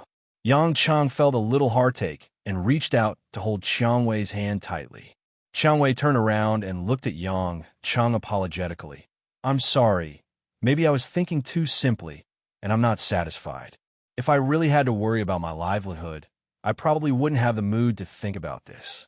Yang Cheng took a deep breath and suddenly snatched the drink from Qiang Wei's hand. He then brought the straw to Qiang Wei's red lips and said, "Come, have a sip." Qiang Wei only thought that Yang Cheng was trying to make her happy. She smiled and lowered her head to take a sip. As soon as he finished, Yang Cheng took the drink over, bit on the straw, and took a sip. Qiang Wei blinked her moist eyes and asked curiously, "Hubby, do you want a drink too? Why don't you go buy another cup?" Yang Cheng put the drink back in the car and smiled. "What, do you dislike your man and don't like sharing a straw with you?" "No, I didn't mean it that way." Qiang Wei pouted. What is that? Are you afraid that I'm sick? Or are you afraid of catching a cold?" Yang Cheng asked. Qiang Wei said weakly, I didn't mean it that way. I just thought that if you like it, it's fine to buy another cup." Yang Cheng stretched out his finger and scratched Qiang Wei's delicate face and said, "Darling Qiang Wei, I want to tell you, even if I can't be like that old uncle and accompany the woman I love all day, I am still willing to share everything with you. What's mine is yours, and what's yours, I won't be polite. Even if you get hepatitis, I won't hesitate to drink the drink you drank. I'll get hepatitis with you. If there's one, then there's one. If not, then there's one. It's that simple." The man's understated words made Rose's lips and tongue a little dry.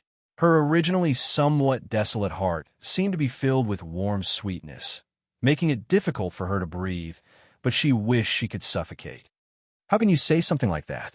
I'm not going to get hepatitis with you." After a long while, Qiang Wei finally came back to her senses and shyly rolled her eyes at Yang Cheng. Yang Cheng rubbed the back of his head with a troubled expression. "Sigh, I said such emotional words. Stupid. Why didn't you cooperate?" Qiang Wei giggled and quickly patted Yang Cheng a few times. "Stop teasing me. Hurry up and eat. I'm hungry. Also, don't call me stupid." "All right, let's go stupid." Chapter 600. Qiang Wei's protest against Yang Cheng's new nickname didn't bear much fruit. On the way to the restaurant, Yang Cheng seemed to be addicted to calling her dumbass. In the end, Qiang Wei's cheeks turned red. She said angrily, "That name sounds like puppy. I'll really get mad if you keep calling me that." Yang Cheng suddenly realized that dumbass really didn't sound like a human name. Only then did Shan Shan smile and swear to never call Qiang Wei that again. Rose didn't really care about what to eat, so she didn't have her own opinions. Yang Cheng simply chose a farm restaurant that looked relatively clean, and the two randomly ordered 4 dishes and a soup.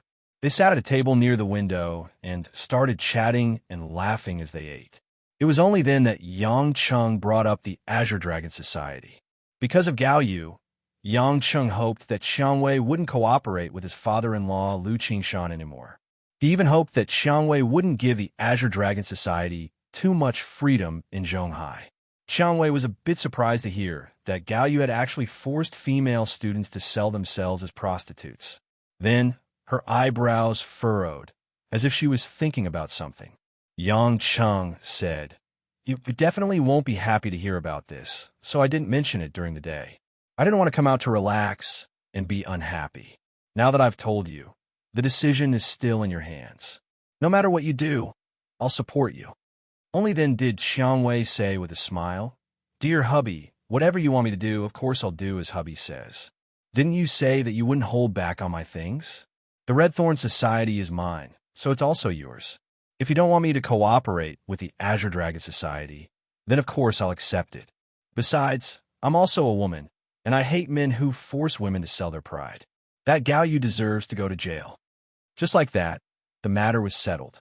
Yang Cheng did not say anything more. There was no need for the two of them to waste their breath on such matters. Then, Yang Cheng mentioned that his mother-in-law, Ma Guifeng, was living in Xiang Wei's house. He asked if Xiang Wei was not used to it. After all, there was suddenly an unfamiliar elder. Xiang Wei shook her head. I'm not used to it. She's Qianni's mother, not an outsider. Besides, after Annie Ma came, she took good care of me. Annie Ma cooks a lot of delicious food for us and teaches me how to cook. She's a nice person. That's true. It's not good for you and Qianni to live in such a big house. It's not good to have it empty, Yang Cheng said with a gloomy expression. It'll be hard on me. In the future, if I want to lie down at your place in the middle of the night, I'll have to tremble in fear of being discovered. Xiang Wei chuckled. So you and Qianni didn't confess your relationship to Annie Ma? I thought Annie Ma had already accepted it. Yang Cheng smiled bitterly. I was just about to confess.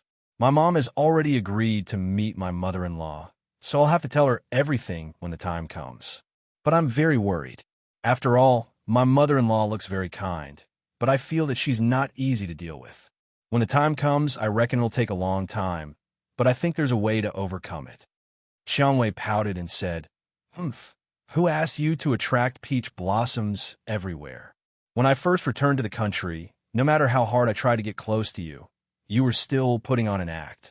I didn't expect that once you opened your arms, there would be so many. I feel that I've misjudged you. If I knew that being your woman would be so stressful, I might as well be alone.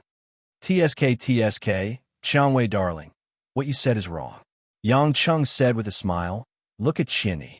She's still working hard despite the pressure. You don't have anyone to control you. You're free and don't have to worry about your elders interfering. Compared to her, you're so much happier. When Xiang Wei heard this, her eyes dimmed. That's right. I don't have any elders, and no one cares who I'm with. Yang Cheng was stunned. He secretly scolded himself for being an idiot. He didn't even mention it. Xiang Wei had personally sent her father, Situ Mingze, out of the country. He was alone in Huaxia, yet he still mentioned that she didn't have any relatives. He was the idiot. How could such a thing be looked at happily? Although Lin Ruoxi doesn't have a grandmother or a mother, at least she has a mother Wang at home who loves her. As for Qianni, she also has a mother like Annie Ma. Hubby, you were an orphan before, and now you've found your biological mother. It really seems like I'm the only one left, Xiang Wei murmured with a bleak look in her eyes. Yang Cheng stretched out a hand and waved it in front of Xiang Wei's eyes, attracting Xiang Wei's attention. Only then did he say gently, I was wrong. I shouldn't have said that. Xiang Wei, darling, although there are no elders to take care of you, there are men who love you. Xiang Wei sweetly said, I'm not that weak. Don't treat me like a little girl. Let's eat. Only then did Yang Cheng feel a little better. Seeing that the food was almost cold, he started to eat in big mouthfuls. After the two of them finished eating, they paid the bill and walked out of the restaurant. The pedestrian street outside was already filled with neon lights. The sky was illuminated until it was a little white. There were no stars at all. Only a crescent moon hung in the sky. Let's take a walk on the streets. It's still early anyway, Yang Cheng suggested.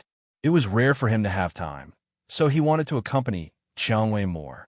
Xiang Wei immediately nodded in agreement. She also cherished the time she could spend alone with Yang Cheng. The two of them held hands, just like the most ordinary couple. They strolled along the spacious streets, occasionally walking into some shops that sold groceries, and occasionally going into some fashion brand stores to take a look. When they reached an intersection with the food street, Yang Cheng stopped in his tracks and looked at a charcoal grilled snack stall at the corner of the street. Xiang Wei, who was in high spirits, noticed Yang Cheng's strange expression and also looked over carefully. When she saw the person Yang Cheng was paying attention to, she realized that it was a middle-aged man who was selling charcoal grilled snacks. Hubby, who is that person? Is he your friend? Xiang Wei asked. Yang Cheng nodded. I guess so. Do you still remember when I used to sell mutton skewers and went to your bar and often mentioned Old Li's family to you? That person is Old Li, so it's him. Xiang Wei finally understood. He's that Li Jingjing's father, right? Why did he come here to set up a stall? This place is quite far from his home. Yang Chan shook his head. This was also what he was wondering about. Moreover, Old Li was busy roasting all kinds of random food skewers. He was sweating profusely and in a sorry state. It was obvious that he hadn't been doing well recently. Logically speaking, Li Jingjing went to the United States and went abroad at public expense. Old Li and his wife shouldn't be as tired as when they were supporting their daughter in school. Yang Cheng signaled with his eyes and brought Xiang Wei forward to Old Li's stall. He looked at the busy old friend with a complicated gaze. Old Li had just finished roasting a few strings of tentacles and sprinkled some spices on them. He raised his head and habitually shouted, "What would you like, sir?" However, when he raised his head, Old Li was astonished to find that the person standing in front of him was Yang Cheng, whom he hadn't seen for a long time. This time, Old Li was also a little dumbfounded. If it was in the past, Yang Cheng and he could be said to be friends despite the difference in age. However, ever since the incident with his daughter, Li Jingjing, Old Li knew that it would be difficult for the two of them to recover their previous intimate relationship.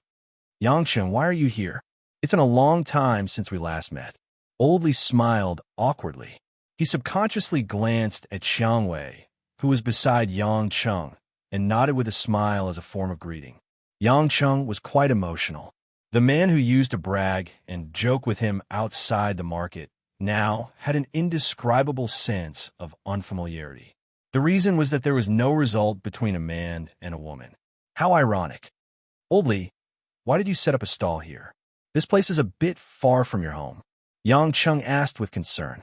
Old Li continued to roast while smiling bitterly. "The competition is big now, and there are fewer customers over there. I heard that business here is good, so I came here.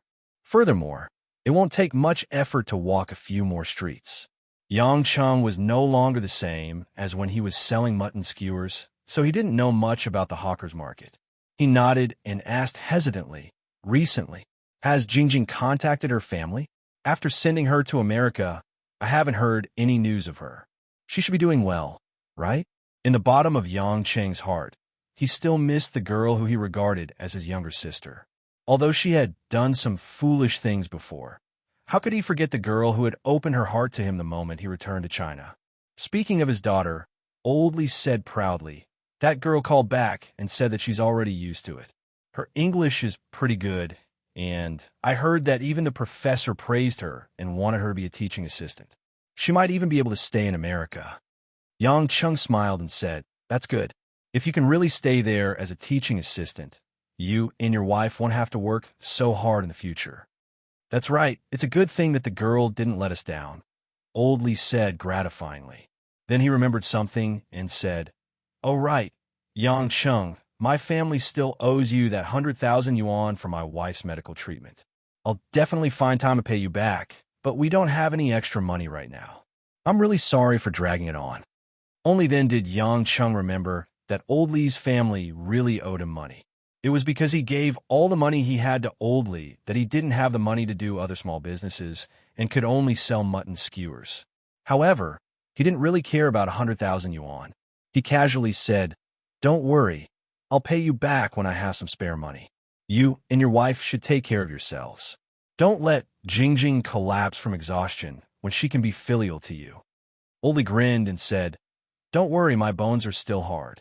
Do you and this lady want a few skewers of octopus? It's rare to see each other, so I'll give you a smile as a greeting gift. Hee hee." During the conversation, the two seemed to have found some of the intimacy they had in the past. Yang Cheng didn't stand on ceremony and reached out to take the octopus skewer from Old Li. But at this moment, Old Li's originally smiling face turned pale, and there was a hint of panic in his eyes. He looked behind Yang Cheng, and the octopus skewer in his hand fell. Chapter 601. Yang Cheng and Xiang Wei were both confused. Why was Old Li acting like he was possessed? Why was he making such a big fuss over nothing? However, they still turned around and looked in the direction Old Li was looking at. "Oh, I was wondering who it was. So it's Old Li. No wonder I couldn't see you at the West Market. You must have moved your stall to this street." A man with a slightly sharp voice spoke in a rather high pitch. The person who spoke was a tall, thin man with a fair complexion. The man wore a waist-length leather jacket and a bright red shirt inside. It was hard not to stand out. Beside the man, there were a few young men of varying heights. The group of people walked towards Old Lee's stall. Many passers-by who passed by them chose to avoid them, afraid that they would provoke this group of street locusts. Yang Chung furrowed his brows. He had a rough idea of what was going on. The reason why Old Lee had moved his stall was not because of business problems. He was probably being blackmailed by these people. A year ago, when the Red Thorn Society and the West Union Society were still fighting for supremacy in Zhonghai, Old Lee was already being oppressed by the Chun family's father and son.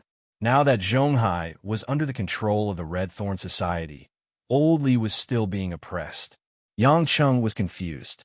The Red Thorn Society under Chiang Wei's control shouldn't have such a dirty way of making money. After all, Chiang Wei had been working hard to legalize her money-making business. Moreover, the Red Thorn Society didn't lack money. Why would they let their underlings go around collecting protection fees? Noticing Yang Cheng's displeased expression, Chiang Wei hurriedly explained, "Honey, don't misunderstand. I've never allowed my underlings to bully ordinary people. I'll deal with it later." Yang Cheng nodded. He trusted his woman. At this time, the tall and skinny man had already walked to the stall. The gangsters beside him pushed Yang Chung and Chiang Wei to the side. They were very arrogant. "Old Lee, don't you know that these streets belong to me, Shipai? Do you really think that you'll be able to get away with it just because you moved to another location?" Old Lee stuttered, "Boss Shipai, it's not that I don't want to pay. It's just that business has been really bad recently. It's only after I moved to this place that my business picked up a little. When I make some money, I'll definitely pay the protection fee I owe you. Please give me a few days." Shipai sneered. "Last week, you said that you would make it up to me, but you didn't. Instead, you escaped here. Old Lee, Shipai, have a good temper. I've always done my best to ensure the safety of your business. If you don't appreciate my kindness, then don't blame me for being impolite." The other punks also gathered around. Two of them even picked up the skewers that Old Lee had roasted and started to chew on them.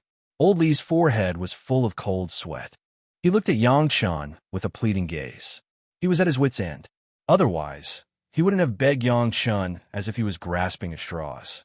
Because of his daughter, Li Jingjing, Old Lee wanted to draw a line between him and Yang Chung. Who would have thought that they would meet again on the street when he desperately needed help? Yang Chung sighed. Old Lee didn't even dare to ask him for help. It was obvious that he still had a deep prejudice against him. He must be afraid that Li Jingjing would have anything to do with him. Poor parents. They would rather suffer than delay their daughter's future. Yang Chung was about to step forward to solve the problem, but Chiang Wei pulled his hand and shook her head. "Let me handle it." After saying that, Chiang Wei walked to the young punk named Shipai and said indifferently, "Who allowed you to collect protection fees?" Shipai had already noticed Yang Chung and Chiang Wei. He thought that they were just a couple who wanted to buy charcoal skewers, so he didn't pay much attention to them. But when Chiang Wei walked in front of him, Shipai's eyes lit up. Shipai swallowed his saliva with a covetous look and said with an evil smile, "Beauty, what's wrong? Do you want to uphold justice? Have you watched too many TV shows and movies? Or do you want to use this opportunity to get closer to me?" Chiang Wei's face turned cold. "I'll ask you again. Who allowed you to collect protection fees?" This time, one of the troublemakers beside, Shipai, was enraged. He threw the half-eaten octopus tentacle skewer on the ground, walked up, and yelled, "Mother f asterisk her, bitch, don't be so shameless. How dare you talk to Brother Shipai like that? Are you tired of living? Do you want to be stripped naked and raped? Sigh, you can't be rude to a beauty." Shipai pulled his underling behind him and looked at Chiang Wei with a mocking gaze. "Beautiful lady, can't you see that we are an organized and disciplined underworld? In the underworld, collecting protection fees is our job and obligation. Are you satisfied with that?" Chiang Wei continued, "In the whole of Zhonghai, the only underworld is the Red Thorn Society. If I recall correctly, the Red Thorn Society doesn't allow us to collect protection fees." Hearing this, Shipai and the other gangsters were a little surprised. Shipai laughed and said, "Miss, so you know about the Red Thorn Society." "That's right. I'm the person in charge of these few streets." "Shipai, as for what you've heard about not collecting protection fees, I think you've remembered wrongly. But it's no wonder. Most people don't know what the Red Thorn Society does. How about it? Miss, are you interested in having a drink with me? I can tell you about the Red Thorn Society. Shi Pai smiled and reached out his hand to touch Qiang Wei's cheek. However, before Shi Pai could reach out his hand, Qiang Wei's leg had already landed a lightning-fast kick on the back of Shi Pai's leg. Ouch! Shi Pai cried out in pain. He lost his balance and fell to the ground. The sudden change made the gangsters take a while to react. Their boss had actually been hit. Bitch, how dare you sneak attack our boss? You must be tired of living. The gangsters were about to pounce on Qiang Wei. They didn't care that Qiang Wei was a woman. They aimed their punches and kicks at Qiang Wei's neck, abdomen, and waist. Of course, these gangsters were not enough to deal with Qiang Wei. She simply dodged them and kicked them away with her feet. She was too lazy to use her hands. It was as if she was abusing an immobile target. In just a few moves, the gangsters who looked aggressive were all rolling on the ground in pain. They didn't dare to get up. They were afraid that they would be hit again by this woman, who was extremely fast and strong. Shi Pai, who was suddenly knocked down, finally got up. He glared at Qiang Wei and said, "Bitch, I've misjudged you. You're a martial artist. Wait here if you have the guts. I'll call our boss over and bring over 100 thugs. Let's see if he can still fight. Then I'll wait here. I also want to see who your boss is," Qiang Wei said coldly. Shi Pai was a little suspicious when he saw that Qiang Wei was not afraid.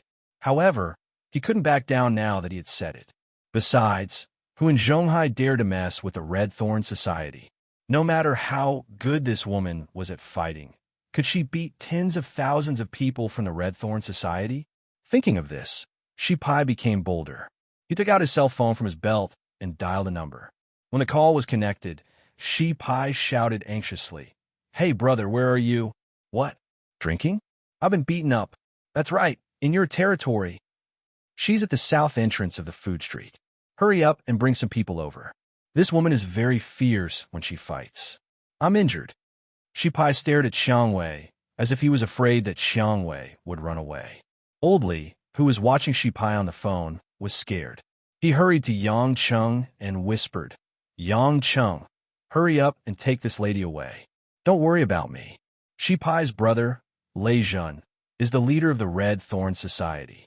We can't afford to offend him. Although Yang Cheng had helped Old Li take care of the father and son of the Chun family, Old Li didn't know that it was Yang Cheng who did it. Therefore, he thought that Yang Cheng was a man who had married a rich wife and was skilled in martial arts. In his opinion, it was impossible for Yang Cheng to defeat Lei Jun, who had hundreds of subordinates. Chapter 602.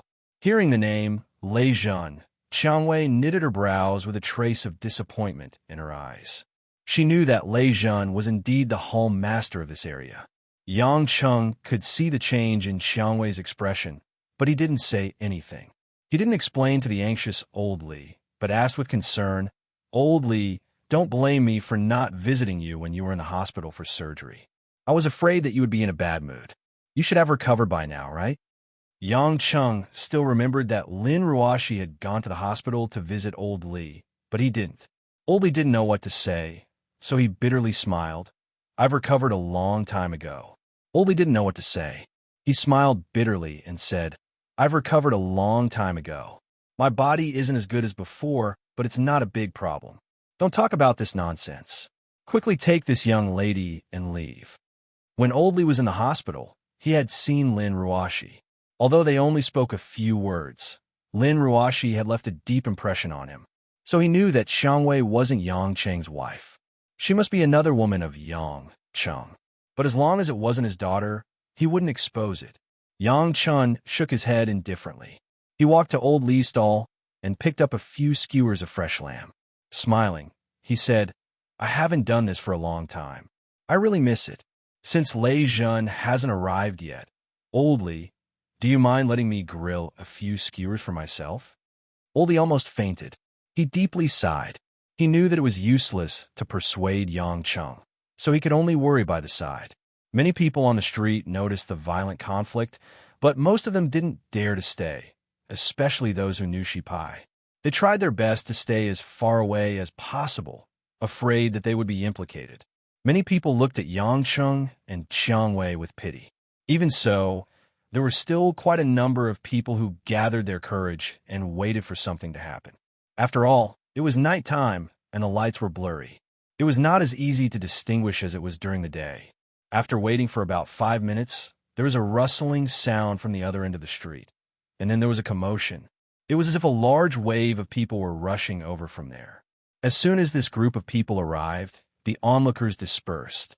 Just the aura of the underworld made them not dare to continue watching. Yang Chung had just finished grilling a few mutton skewers, sprinkled some spices on them, and was munching on them. Shi Pai's face was full of excitement. He looked at Xiang Wei and Yang Chung with a malicious smile, then shouted, "Brother!" and ran towards the leader of the group. Lei Jun was a middle-aged man.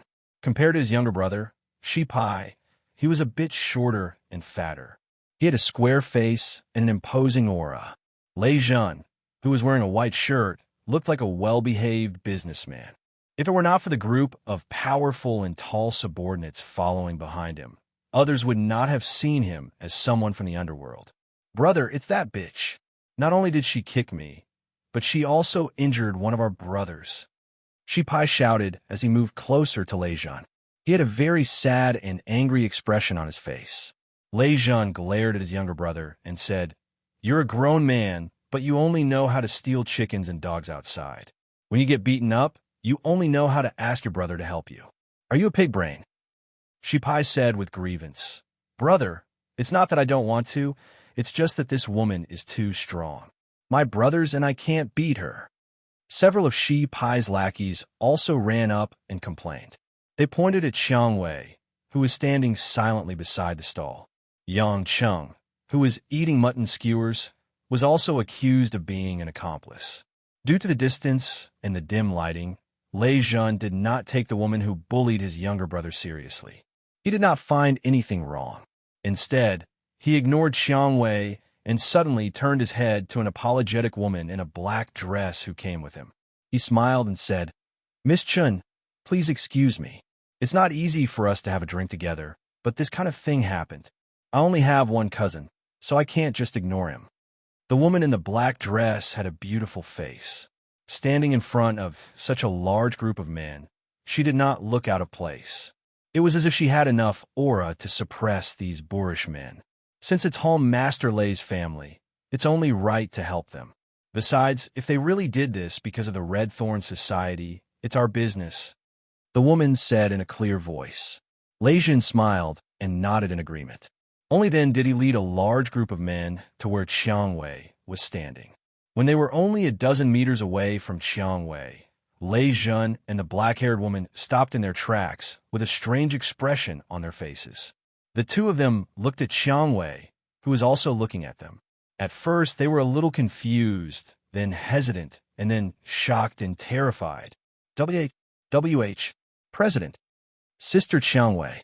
Lei Jun and the woman in the black dress both recognized Xiang Wei. The Red Thorn Society's lackeys behind them were all surprised. Many of them had never seen Xiang Wei before. But who else could be addressed as president except for the leader of the Red Thorn Society, the woman who had never shown her face in public but had unified the underworld of Zhonghai with her own hands? On the other hand, Shi Pai's face turned pale. He finally understood what his brother meant by guild leader, and he almost fainted from the shock. "What's wrong? You don't look happy to see me." "Rong Rong," Lei Jun. Xiang Wei's cold gaze swept across the group of people in front of her. Everyone was silent. Xiang Wei, who was dressed casually on the street, looked like an ordinary city beauty.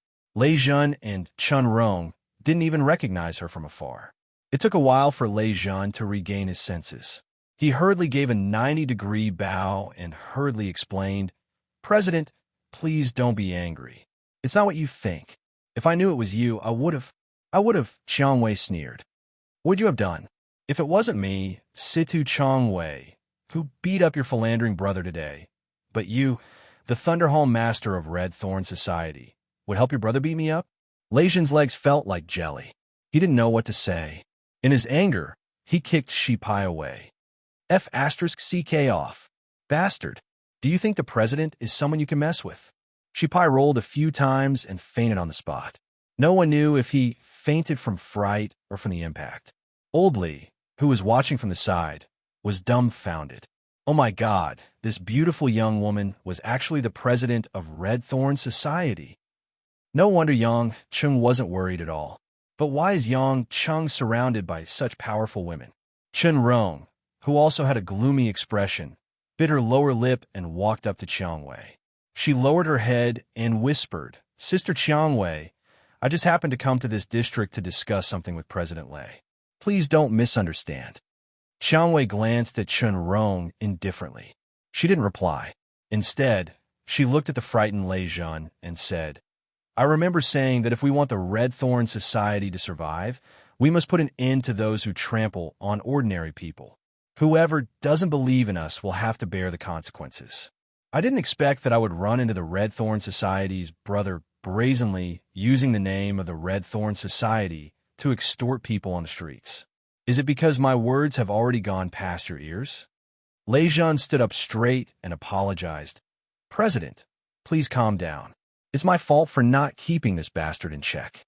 Don't worry, I'll teach him a good lesson when I get back. This kind of thing will never happen in my territory again." "There's no need," Xiang Wei said calmly. "Some things can't be cleaned up once it's started. Lei Jun, go back and sort out your affairs. Tomorrow, I'll send someone to take over your territory. Take your brother and leave the Red Thorn Society." Lei Jun's face was filled with shock and disbelief when he heard this. He cried out, "President, you can't do this." Xiang Wei raised her voice. "Am I the president, or are you the president?"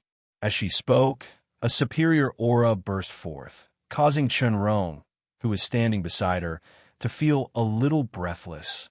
Lei Jun's face alternated between red and white. He clenched his fists and said, "President, I've always respected you. This time it's my fault. I've been too lenient towards my subordinates and my brother.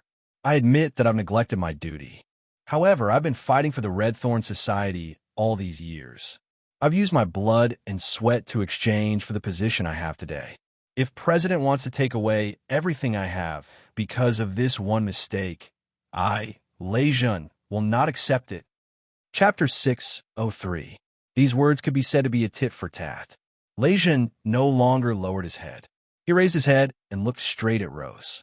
Xiang Wei's face finally revealed anger. She did not expect that Lei Jun would openly defy her. She was so angry that she laughed. "It seems that I have given up power for too long. Some people have already forgotten where they stand. Lei Jun, are you trying to rebel? This subordinate does not dare. But I, Lei Jun, feel that the president's decision is inappropriate." Lei Jun said fiercely, "If the president really wants this subordinate to step down, then please gather all the hall masters and stewards to hold a meeting. Everyone will vote to decide. If everyone thinks that I deserve such a heavy punishment for my crimes, then I, Lei Jun, have nothing to say." A cold light flashed in Xiang Wei's beautiful eyes. "Lei Jun, what right do you have to bargain with me?" said to Xiang Wei. "If it wasn't for the fact that you have shed blood for the brothers in the association, I would have let you and your brother die on the streets today." No one doubted Xiang Wei's words because Xiang Wei's eyes were filled with murderous intent. Chen Rong, who had been nervous all this time, could not help but say, "Sister Chiang Wei, Hall Master Lei does not know much. Who doesn't make mistakes? Please let him off this time. He is also an elder of the association who has worked hard and performed great deeds. Furthermore, to suddenly remove a hall master from a large district, this will definitely make the brothers and sisters of the association feel uneasy." Hearing Chen Rong plead for Lei Jun, Xiang Wei's expression did not improve. Instead, it became even more serious. She coldly glanced at Chen Rong and said, "I remember that I have not handed over the president's position to you. Why do you seem to be more concerned about the association than I am?" Hearing this, Chen Rong's face turned deathly pale. She timidly lowered her head and did not dare to say another word. On the other side, Lei Jun, whose expression had been fluctuating, looked pensive when he saw Chen Rong pleading for him. When Xiang Wei saw Chen Rong lower her head, she didn't say anything else. She turned to Lei Jun and said, "I'm done. If you and your brother don't leave tomorrow, then don't blame me, Situ Xiang Wei, for being vicious. My hands have not been stained with the blood of my own people for a very long time. Lei Jun, think about it carefully." After saying that, Qiang Wei turned around and said to Yang Cheng, who was eating a mutton skewer in silence, "Hubby, let's go home." Yang Cheng nodded. He didn't want to get involved. In his eyes, it didn't matter what happened to Red Thorn Society. As long as his woman was fine, he couldn't be bothered. "Wait a minute," Lei Zhan shouted. "President, you forced me to do this." Yang Cheng and Qiang Wei stopped walking and turned around. They looked at the determined Lei Zhan. Lei Zhan had unknowingly pulled out a black Type 92 handgun and raised it high in front of him. The black muzzle was already aimed at Rose. It's a gun." Because it was on the street, even though no one dared to approach the gangsters' gathering, there were still many shop owners and pedestrians watching from afar. At this moment, seeing Lei Zhan pull out a real gun, the ordinary people who had never seen a real gun in their daily lives immediately screamed nervously. For a moment, the street was in chaos. The passers-by quickly scattered in all directions, afraid that a fight would break out. If they really touched each other, it would cost their lives. "Lei Zhan, you're crazy. Put the gun down." Chen Rong, who originally kept her head down, also panicked. She quickly advised, "Home Master Lei, don't do anything stupid. This isn't a joke." Lei Zhan laughed sinisterly. "I know it's not a joke. Miss Chun, don't worry. I, Lei Zhan, am grateful for your help. Since we've already come this far, and President is so stubborn, then I, Lei Zhan, am not a pushover. I thank President for your nurturing all these years. Today I have to personally send President off because I have no other choice. When President becomes a ghost, don't come looking for me. You think this will change anything? Ridiculous." Qiang Wei was not the least bit nervous. Not to mention the fact that this was not the first time she was being targeted by a gun. With Yang Cheng by her side, the gun was not enough to stop her. Lei Zhan said, "Whether it can change or not, I naturally know. Today, if we don't succeed, we die trying. The brothers here are all my most trusted aides. As long as I give the order, President, no matter how skilled you are, you won't be able to escape from this street. I believe President won't doubt my ability. Of course, if President can swear to the heavens to retract your order and not pursue today's matter, then I will respect President and won't make things difficult for you. Do you think I'm the kind of person who doesn't keep my word?" Qiang Wei playfully said, "Actually, you are more afraid of me than anyone else. Otherwise, you would have already fired. Why are you being so long-winded?" Lei Zhan's face flushed red. He angrily said, "President, you are too much. Fine, I have a suggestion. In these 2 years, President has single-handedly developed Red Thorn Society into one of the largest societies in Zhonghai. It can be said that you have achieved success and should enjoy your life.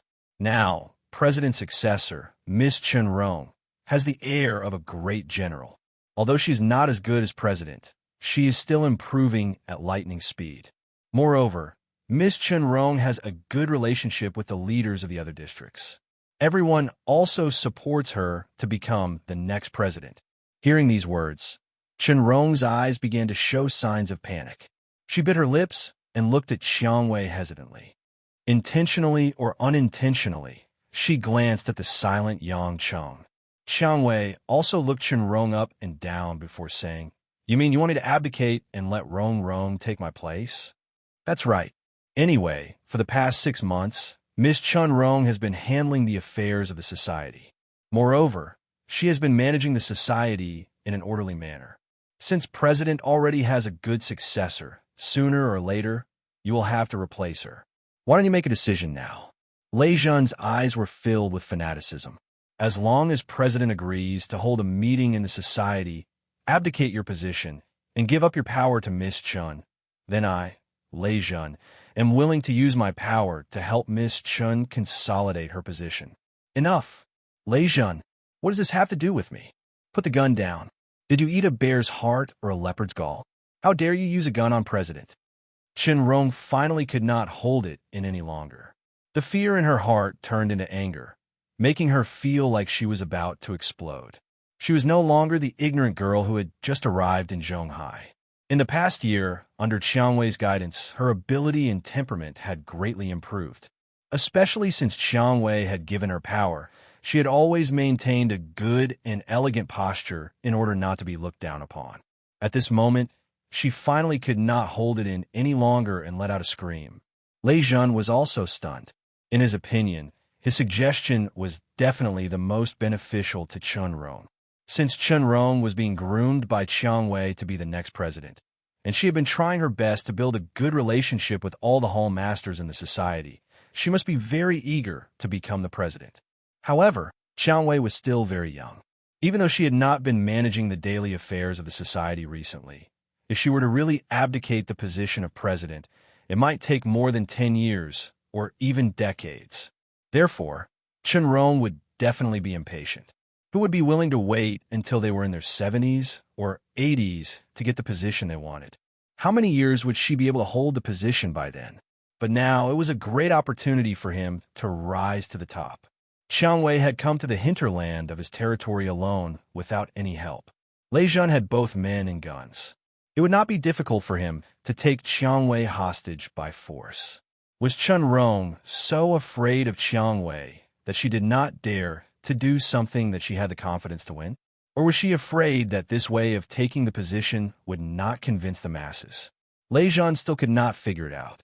After all, if Chun Rong took over the most elite forces of the Red Thorn Society under Chiang Wei's control, she would be able to suppress all the voices of resistance, even without anyone to help her. Lei Jun knew how tempting the position of the leader of the Red Thorn Society was, and he saw Chun Rong pleading for him. He believed that helping Chun Rong would be a good thing. If Chun Rong didn't have the ambition to become the leader, she wouldn't have risked Rose's anger to plead for him. Wasn't she just hoping that the big shots in the society would support her? Chapter 604. Who would have thought that Chun Rong would object so fiercely? Lei Jun couldn't tell if she was sincere or just putting on a show just to be safe. Not only him, even Lei Jun's trusted aides thought that boss's plan was feasible. They didn't expect Chun Rong to object. In their eyes, although Chiang Wei was worthy of respect, Lei Jun was the one who provided them with food and clothing. If the new boss came, he would definitely purge the core members of this district. How could they have a good life then? Unfortunately, Lei Jun and the others didn't understand. As one of the people who attended the West Union Society's banquet, Chun Rong was so afraid, not because she feared Chiang Wei, but because the person she feared the most was not Chiang Wei, but Yang Cheng. In the beginning, Yang Cheng was her brother Chun Bo's friend. Later, he became Chiang Wei's lover. Later on, Chun Rong felt that Yang Cheng was an unimaginable existence. She would never forget that day at the banquet, when Yang Cheng single-handedly massacred more than 40 armed thugs into a river of blood. Not to mention the fact that it wasn't something a human could do. Just that scene of carnage alone was still haunting Chun Rong's nightmares. She would wake up in fright, drenched in cold sweat. Only a few people in the Red Thorn Society knew what Yang Cheng had done behind the scenes. Because Yang Cheng had never officially joined the society, Lei Jun didn't know what he was capable of. To Chun Rong, Yang Cheng was usually gentle, just like an ordinary big brother. But the fear she had for Yang Cheng was indescribable. She was a smart girl. If not, Chiang Wei wouldn't have chosen her as the successor. Because she was smart, she knew from the beginning that Chiang Wei dared to delegate power, not because Chiang Wei had absolute power, but because as long as Yang Cheng stood behind her, Chiang Wei had nothing to fear. At this very moment, this foolish Lei Jun actually wanted to use a bunch of boorish men and that lousy spear in his hand to force Rose to submit obediently and be threatened by him. What was even more tragic was that this guy wanted to pull her in and let her take over. Chun Rong was about to go crazy, but she knew it was impossible to explain to Lei Jun. She just wanted to cut ties with him as soon as possible. She was very clear that as long as she showed enough loyalty to Rose, she would still be the first in line to inherit the position of the president. Moreover, Rose usually did not care much about the internal affairs of the association. As the successor, she actually held a lot of power. Although it was a pity, it was still better than losing her life. Lei Jun's face darkened. He said, "Since Miss Chun is so humble, then I will add fuel to the fire. For the future prosperity of the Red Thorn Society, it is time for a change of blood. President Sidhu, thank you for taking care of me all these years. Let me, Lei Jun, send you on your last journey." As he said this, Lei Jun opened the safety of his gun and aimed it at Xiang Wei's head. He was about to shoot. At this moment, old Li, whose legs had already turned to jelly, was dumbfounded. Chen Rong's face was white as snow. Lei Jun and the rest of the Red Thorn Society's people were full of excitement, as if they could see a new future. As for Xiang Wei, her face was as calm as still water, as if the gun was not pointed at her head. "Hey, Leader Lei, the weather is so dry that it's easy to misfire. I think you should stop shooting." After watching from the side for a long time, Yang Cheng, who had been silent all this time, finally finished eating the lamb skewer in his hand. As he spoke, he took a few poor-quality napkins from old Li's stall and wiped the grease off his hands. From the beginning, Yang Cheng, an ordinary stranger, was not noticed by Lei Jun and the others. Although many of the people around Xiang Wei recognized Yang Cheng, they were only the elites of Xiang Wei's direct line of descent. Lei Jun and the other leaders did not have much of an impression of Yang Cheng, even if they had seen him before. Lei Jun's eyebrows furrowed. "Who are you?" In this kind of situation, someone who could still remain calm shouldn't be an ordinary person. This was only Lei Jun's first reaction. "Don't misunderstand. I am Xiang Wei's man. I'm not a bad person." Yang Cheng smiled and said, "I just wanted to kindly advise you. Your gun is a bit old. Who knows if it will misfire and you will hurt yourself. Let's talk things over peacefully." Lei Jun could not help but laugh out loud. He looked at Yang Cheng with disdain. "I remember now. There is indeed a man by the president's side with the surname Yang. I heard that you have some ability. I thought that you were brave, but it turns out that you were just putting on an act. Misfire? What a joke. This gun has been with me for more than 10 years. It is as trustworthy as my hand. Do you think I am a 3-year-old child?" Yang Cheng frowned in distress. "Why don't you believe me? Based on my many years of experience, there really is a problem with your gun. It's your brain that has a problem." Lei Jun suddenly turned the gun around and aimed it at Yang Cheng's head. "Since you say that my gun misfired, then I will first set your brain on fire." At this moment, Chen Rong, whose nerves were stretched taut, looked at Lei Jun in despair. She knew that Lei Jun was already a dead man. Lei Jun felt that he was being played by Yang Cheng. How would he care about anything else? He directly pulled the trigger. Bang! A gunshot rang out and the ground exploded. The civilians in the distance screamed in fear.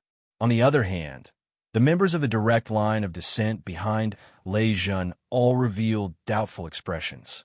They realized that their boss's accurate marksmanship seemed to have missed this time because the lazy fellow named Yang Cheng was still standing there unscathed.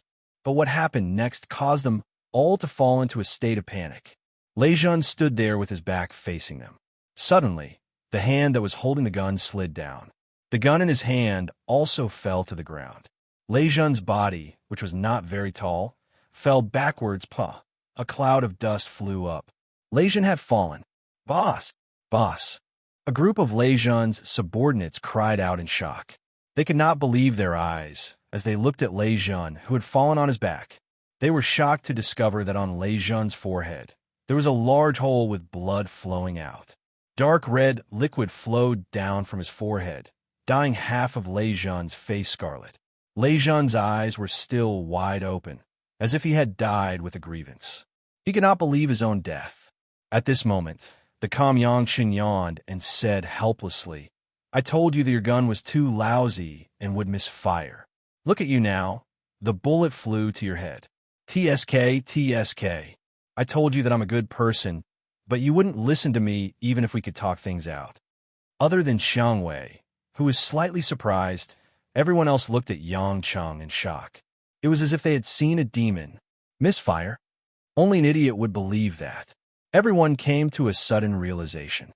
In the blink of an eye, at the moment when the gun was fired, this man named Yang Chun actually used some unknown method to deflect the bullet that was originally shot into Lei Jun's head.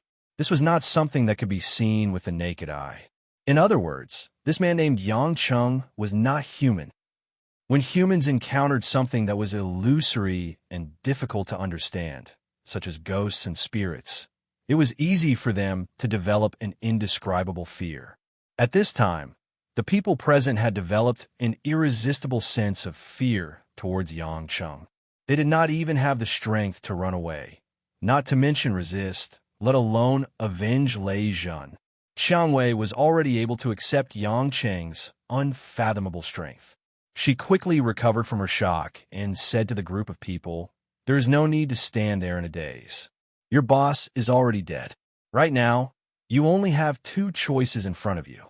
The first is to be buried with Lei Zhan and show your loyalty to him in the underworld. Second, be loyal to the Red Thorn Society. I will assign a new leader to you." Only an idiot would pledge loyalty to a dead man. The group of people immediately fell to the ground. With snot and tears running down their faces, they began to cry. They loudly reprimanded Lei Zhan for his evil deeds. They said that no matter how much they were oppressed by Lei Zhan, they had no choice. They also talked about how much they loved Xiang Wei and how much they wanted to go through fire and water for the Red Thorn Society. The group of men were all crying their eyes out. Xiang Wei felt annoyed listening to them. She waved her hand and said, "Take Lei Zhan away. Don't block the street." Hearing that Xiang Wei was letting them go, the group of people felt as if they had been pardoned. They dragged Lei Zhan's corpse as if it was a snakeskin bag and ran away dejectedly. Before they left, these people subconsciously looked back at Yang Cheng.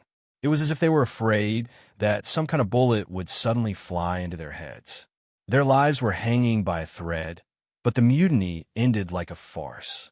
Yang Cheng, who ended everything, acted as if he had not done anything. There was not a single trace of emotion on his face. Chen Rong stood not far away. Her delicate body trembled. She did not dare to speak. She did not dare to face Xiang Wei. She knew that Xiang Wei would definitely say something to her. Sure enough, after a moment of silence, Xiang Wei said, "Come here." Chen Rong did not dare to say a word. She silently walked to Xiang Wei's side and stood still. "Pah!" A loud slap landed on Chen Rong's cheek. Chen Rong's body twisted from the slap. She felt a burning pain and left a fiery red palm print. Chen Rong's eyes immediately became moist. She clearly remembered that from the first time they met, Xiang Wei had taken care of her for almost a year. She treated her like a sister. This was the first time Xiang Wei had hit her, and in such a straightforward manner. Chapter 605. "Do you know why I hit you?" Xiang Wei asked coldly. Chen Rong bit her lip and held back her tears. I shouldn't have pleaded for Lei Zhan. He deserved it." "Of course you should. He's one of the founding members of the society. There are bound to be people who will plead for him," Xiang Wei said. Chen Rong was taken aback. She clearly didn't know why. Xiang Wei said slowly, "Don't tell me you don't know what Gao Yu, the person in charge of the Green Dragon Society in Zhonghai, did." A trace of panic flashed across Chen Rong's eyes. She immediately understood what Rose was referring to. "Sister Xiang Wei, listen to me. It's not what you think it is." "Explain?" Xiang Wei chuckled. "I didn't ask you to be in charge of the cooperation with the Green Dragon Society.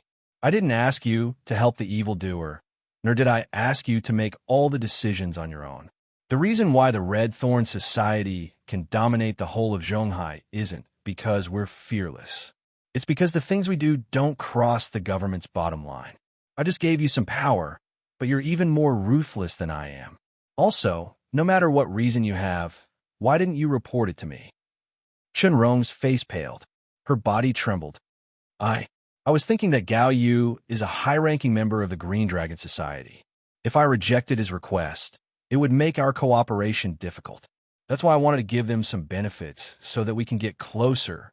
I wanted to tell you, but I didn't have the time." Chen Rong's voice became softer and softer. She clearly knew that she couldn't convince Xiang Wei with such a reason. Xiang Wei's eyes were filled with regret. She closed her eyes and let out a long sigh. "You know, I've always had high hopes for you. Your learning ability is much better than mine when I was your age. However, it is precisely because I have high expectations for you that this time my disappointment in you is also deeper." Chen Rong couldn't hold back her tears anymore. She sobbed. "Sister Xiang Wei, I'm sorry." "What do you have to be sorry for?" I'm the one who gave you the power. I'm also responsible for not keeping an eye on you. Qiang Wei smiled bitterly. The ones you should apologize to are the university students who were harmed by Gao Yu, and the civilians who were bullied by Lei Zhan and his men. Chen Rong nodded her head vigorously, but she could not speak as she sobbed. She did not know why she did those things that made her so regretful. Now that Rose had pointed it out, Chen Rong felt that she could not forgive herself. Rong Rong. Rose suddenly reached out and touched Chen Rong's face. It was red and swollen from a slap. Chen Rong forced herself to raise her head. She looked at Qiang Wei with tears in her eyes. Do you know how angry I was when I found out that someone from my Red Thorn Society was collecting protection fees here? Moreover, he was threatening people on the street. I was so angry. I just came out for a casual trip, and I ran into such a situation. It's easy to imagine how many people like this had happened in the past few months when I was not here. How many people think of us, the Red Thorn Society, as the scum of society? We are from the underworld. Many people have always thought of us as the scum of society. Filth is our synonym. But are we going to treat ourselves as a group of filthy people in this world? Chen Rong was disappointed. Ever since she decided to walk this path, she had always felt guilty. She even felt a little guilty when facing her only brother, Chen Bo. However, after hearing Qiang Wei's words, she realized that it wasn't that she was that deplorable. It was just that she had never thought of accepting this society. At this moment, Yang Cheng, who had been watching Qiang Wei scold Chen Rong, walked up and said gently, "All right, Qiang Wei, stop lecturing her. Rong isn't a child. She'll understand what she needs to understand. You slapped her too hard. Look at my little sister. Her face isn't symmetrical anymore." Chen Rong looked at Yang Cheng gratefully. She didn't expect Yang Cheng to treat her so politely even after she had done something wrong. Qiang Wei nodded and smiled. Yang Cheng looked at Chen Rong and said, Rong, you've only been on the road for such a short time. It's understandable that you made a mistake. Anyone would be swayed when faced with a huge temptation that they didn't have before. Everyone would have dangerous thoughts. Right, Rong? Chen Rong rubbed her red and swollen eyes. Thank you, big brother Yang. I know I was wrong. It's good that you know, Yang Cheng said, then changed the topic. Let's forget about today's incident. I still have confidence in you. I believe that your big sister Qiang Wei will groom you as her successor. But, Rong, you must remember that this kind of thing shouldn't happen again. Chen Rong hurriedly shook her head. Absolutely not. I'll do my best to restrain them. Yang Cheng smiled, but a cold light flashed in his eyes. I'm your brother's friend. You're his sister. I should take care of you. Besides, I was the one who sent you to Qiang Wei. But, Rong, you must remember that if one day you do something unforgivable, your big sister Qiang Wei might be soft-hearted toward you. Just like today, she only slapped you once. But your big brother Yang, will send you straight to hell. Your brother won't be able to save you. Chen Rong felt as if her entire body, including her bones, had been stuffed with ice cubes. Her entire body felt cold. She could feel that Yang Cheng wasn't just scaring her. This man who had just comforted her gently, if she did something wrong again, he would mercilessly kill her. Yang Cheng didn't say anything else. He pulled Qiang Wei's hand and turned to say goodbye to Old Li. Old Li was already scared stiff. His mind was in turmoil. He finally realized that Yang Cheng wasn't as simple as he thought. It wasn't because Yang Cheng had married a powerful wife that changed him, but because Yang Cheng himself had unimaginable power. Old Li was drenched in cold sweat as he thought about how he had stopped Yang Cheng from interacting with his daughter in the past. If not for Yang Chen's consideration of their age difference, he and his wife would have been killed by now. His mind was filled with all kinds of messy thoughts. Old Li didn't realize that Yang Cheng was saying goodbye to him. In a daze, he saw Yang Cheng pulling Qiang Wei away. Chen Rong stood in a daze on an empty street due to the commotion. Under the dim light of the night, her shadow flickered. On the way back to the parking lot, Qiang Wei held Yang Cheng's hand and said quietly, "We didn't have to scare her like that. That child knows what to do." Yang Cheng turned his head and said bluntly, "Who told you that I was scaring her?" Qiang Wei was startled. Will you really kill her? If I give her a chance, but she still wants to go down the wrong path, then the person who sent her on this path, naturally have the right to take everything away. Yang Chang said, of course, I also believe that she won't make any more mistakes. Xiang Wei nodded, but her eyes were filled with worry for Chen Rong. In her heart, she still regarded Chen Rong as her own sister, but she also knew that Yang Cheng's intentions wouldn't change. After half a day, Xiang Wei was also tired. Yang Cheng drove her home, but he didn't have much affection for her and ran back to his own home. In the living room, Guo Xiuhua and Mother Wang were watching Korean dramas together, but Lin Ruoxi just so happened to not be there. He guessed that she was either in the study room or back to the company to deal with urgent matters. This made Yang Cheng heave a sigh of relief. He had been suppressed by Lin Ruoxi these past few days.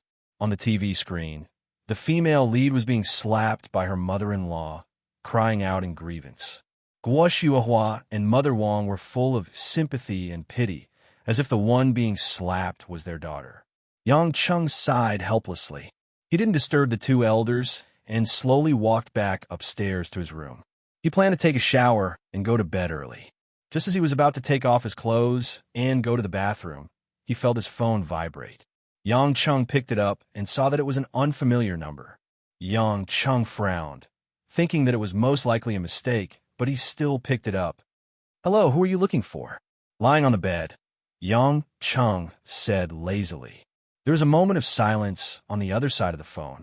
Suddenly, a gentle and familiar voice was heard. Brother Yang. Hearing this, Yang Cheng was happy. He laughed and said, I thought it was a mistake.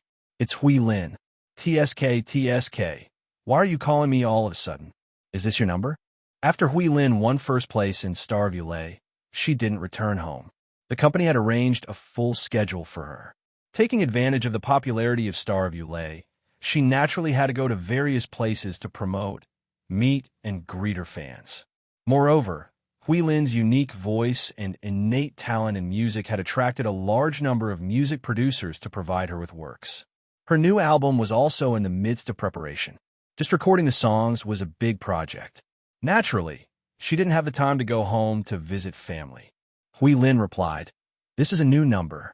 I asked my manager, Sister Jenny, to buy it for me.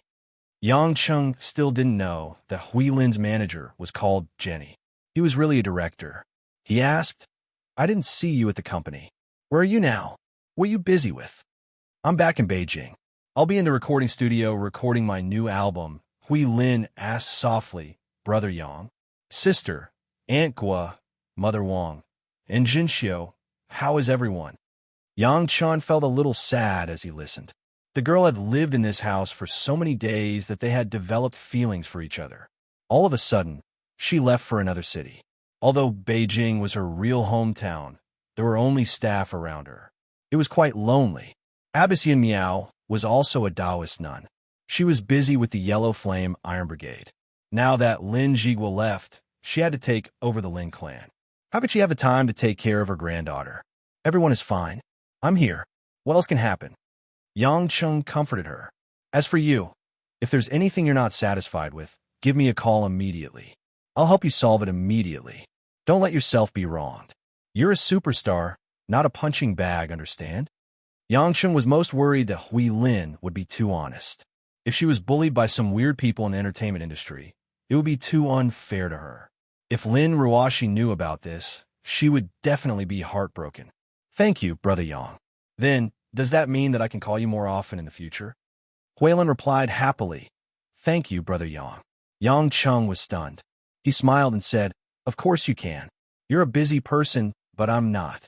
As long as you're free, you can call me even in the middle of the night. Hui Lin was even happier. She asked again, Then, will Brother Yang come to Beijing to see me? Hearing this, Yang Cheng felt that it was really a coincidence. He said, Now that you mention it, I just remembered that I'm going to Beijing soon. I'll probably be staying there for a long time, so I'll definitely go and see you. No matter what, you're the future star of our company. As your boss, I have to check on the progress of your work. Hearing this, Hui Lin giggled on the phone. She hesitated and asked, Will elder sister and the others come too? This, Yang Chung thought that going to Beijing was to talk to the Kai family about Choi Yun. Wouldn't it be courting death if he brought Lin Ruoshi there? So he said, I'll go by myself. Why? Will you only be happy if your elder sister is there? Hui Lin quickly said, No, it's fine if elder sister is busy with work. I'll be very happy if Brother Yang comes. When the time comes, I can bring Brother Yang to our house. Grandma is also staying in Beijing now. She should be happy to see Brother Yang. Yang Chung broke out in cold sweat. It's still early now. We'll talk about it later. Why would he look for Yun Miao? What if she asked him to marry Hui Lin again? But Yang Chung could vaguely feel that Hui Lin seemed to be interested in him. But he couldn't be cruel and draw a line with her. This man was really hard to deal with. After chatting for a while and giving some encouragement and comfort to Hui Lin, the call ended. In the end, Yang Chung suddenly thought that he didn't know if Hui Lin had called everyone or just him. But he couldn't ask her. If she really only called him, it would be even more troublesome. Yang Chung couldn't be bothered to think too much about it. He got up from the bed and quickly took off his clothes, leaving only a pair of briefs. He planned to take a shower in the bathroom. At this moment, he suddenly heard someone approaching from outside the door. Yang Chung was stunned. From the sound of the footsteps, it shouldn't be Lin Ruoshi. He was still wondering if it was Mother Wang or Guo Shuehua when the door was pushed open. Yang Chung had always been too lazy to lock the door. He didn't think that there was a need to lock the door at home, but he didn't expect someone to open the door without even asking. He saw a smiling Guo Shuehua standing at the door. Her face changed from smile to shock, then to a weird expression. Finally, there was a hint of awkwardness, but she didn't move away. Yang Chung was embarrassed and blushed. Mom, why didn't you knock before coming in? Guo Shuehua said teasingly. There's nothing shameful about it. We're all family. Isn't it just taking off your clothes? I'm your mom. Can't I see it? Yang Chung thought to himself, no wonder Ning Guangyao didn't choose you back then. He chose his mother-in-law. It seems like my mom is a bit of a pervert. Of course, he didn't dare to say this out loud. Yang Chung couldn't be bothered to hide it either. He chuckled and said, I'm going to take a shower. Mom, if you have something to say, just say it. I won't beat around the bush. Since Ruoshi isn't home, I want to ask you if you've talked to your mother-in-law about the time and place. It's better to meet her sooner rather than later. Guo Shuehua was still a little worried. Yang Chung of course agreed. He explained Ma Guifang's intention and asked Guo Shuehua to choose the time and place. Guo Shuehua listened and nodded. She thought for a while and said, since that's the case, let's do it tomorrow. Ruoshi has gone to work and won't be home. I don't have to worry about going out. I really feel like my mother-in-law is like a spy. On one hand, I have to hide it from my daughter-in-law, and on the other hand, I have to help you swindle people. Forget it. Let's choose the Longjing Tea House on North Ring Road. Let's have some tea and lunch together. Yang Chung smiled shamelessly. He didn't think it was a problem. He didn't have to go to work anyway. He agreed to pick up Ma Guifang, and Guo Shuehua drove there herself. It was a little ridiculous. They were actually living next door, but Yang Chung was too embarrassed to say it. He was afraid that Guo Shuehua would find out that his two lovers were living next door. It was a little hard for her to accept it, so he decided to explain it in detail when they met.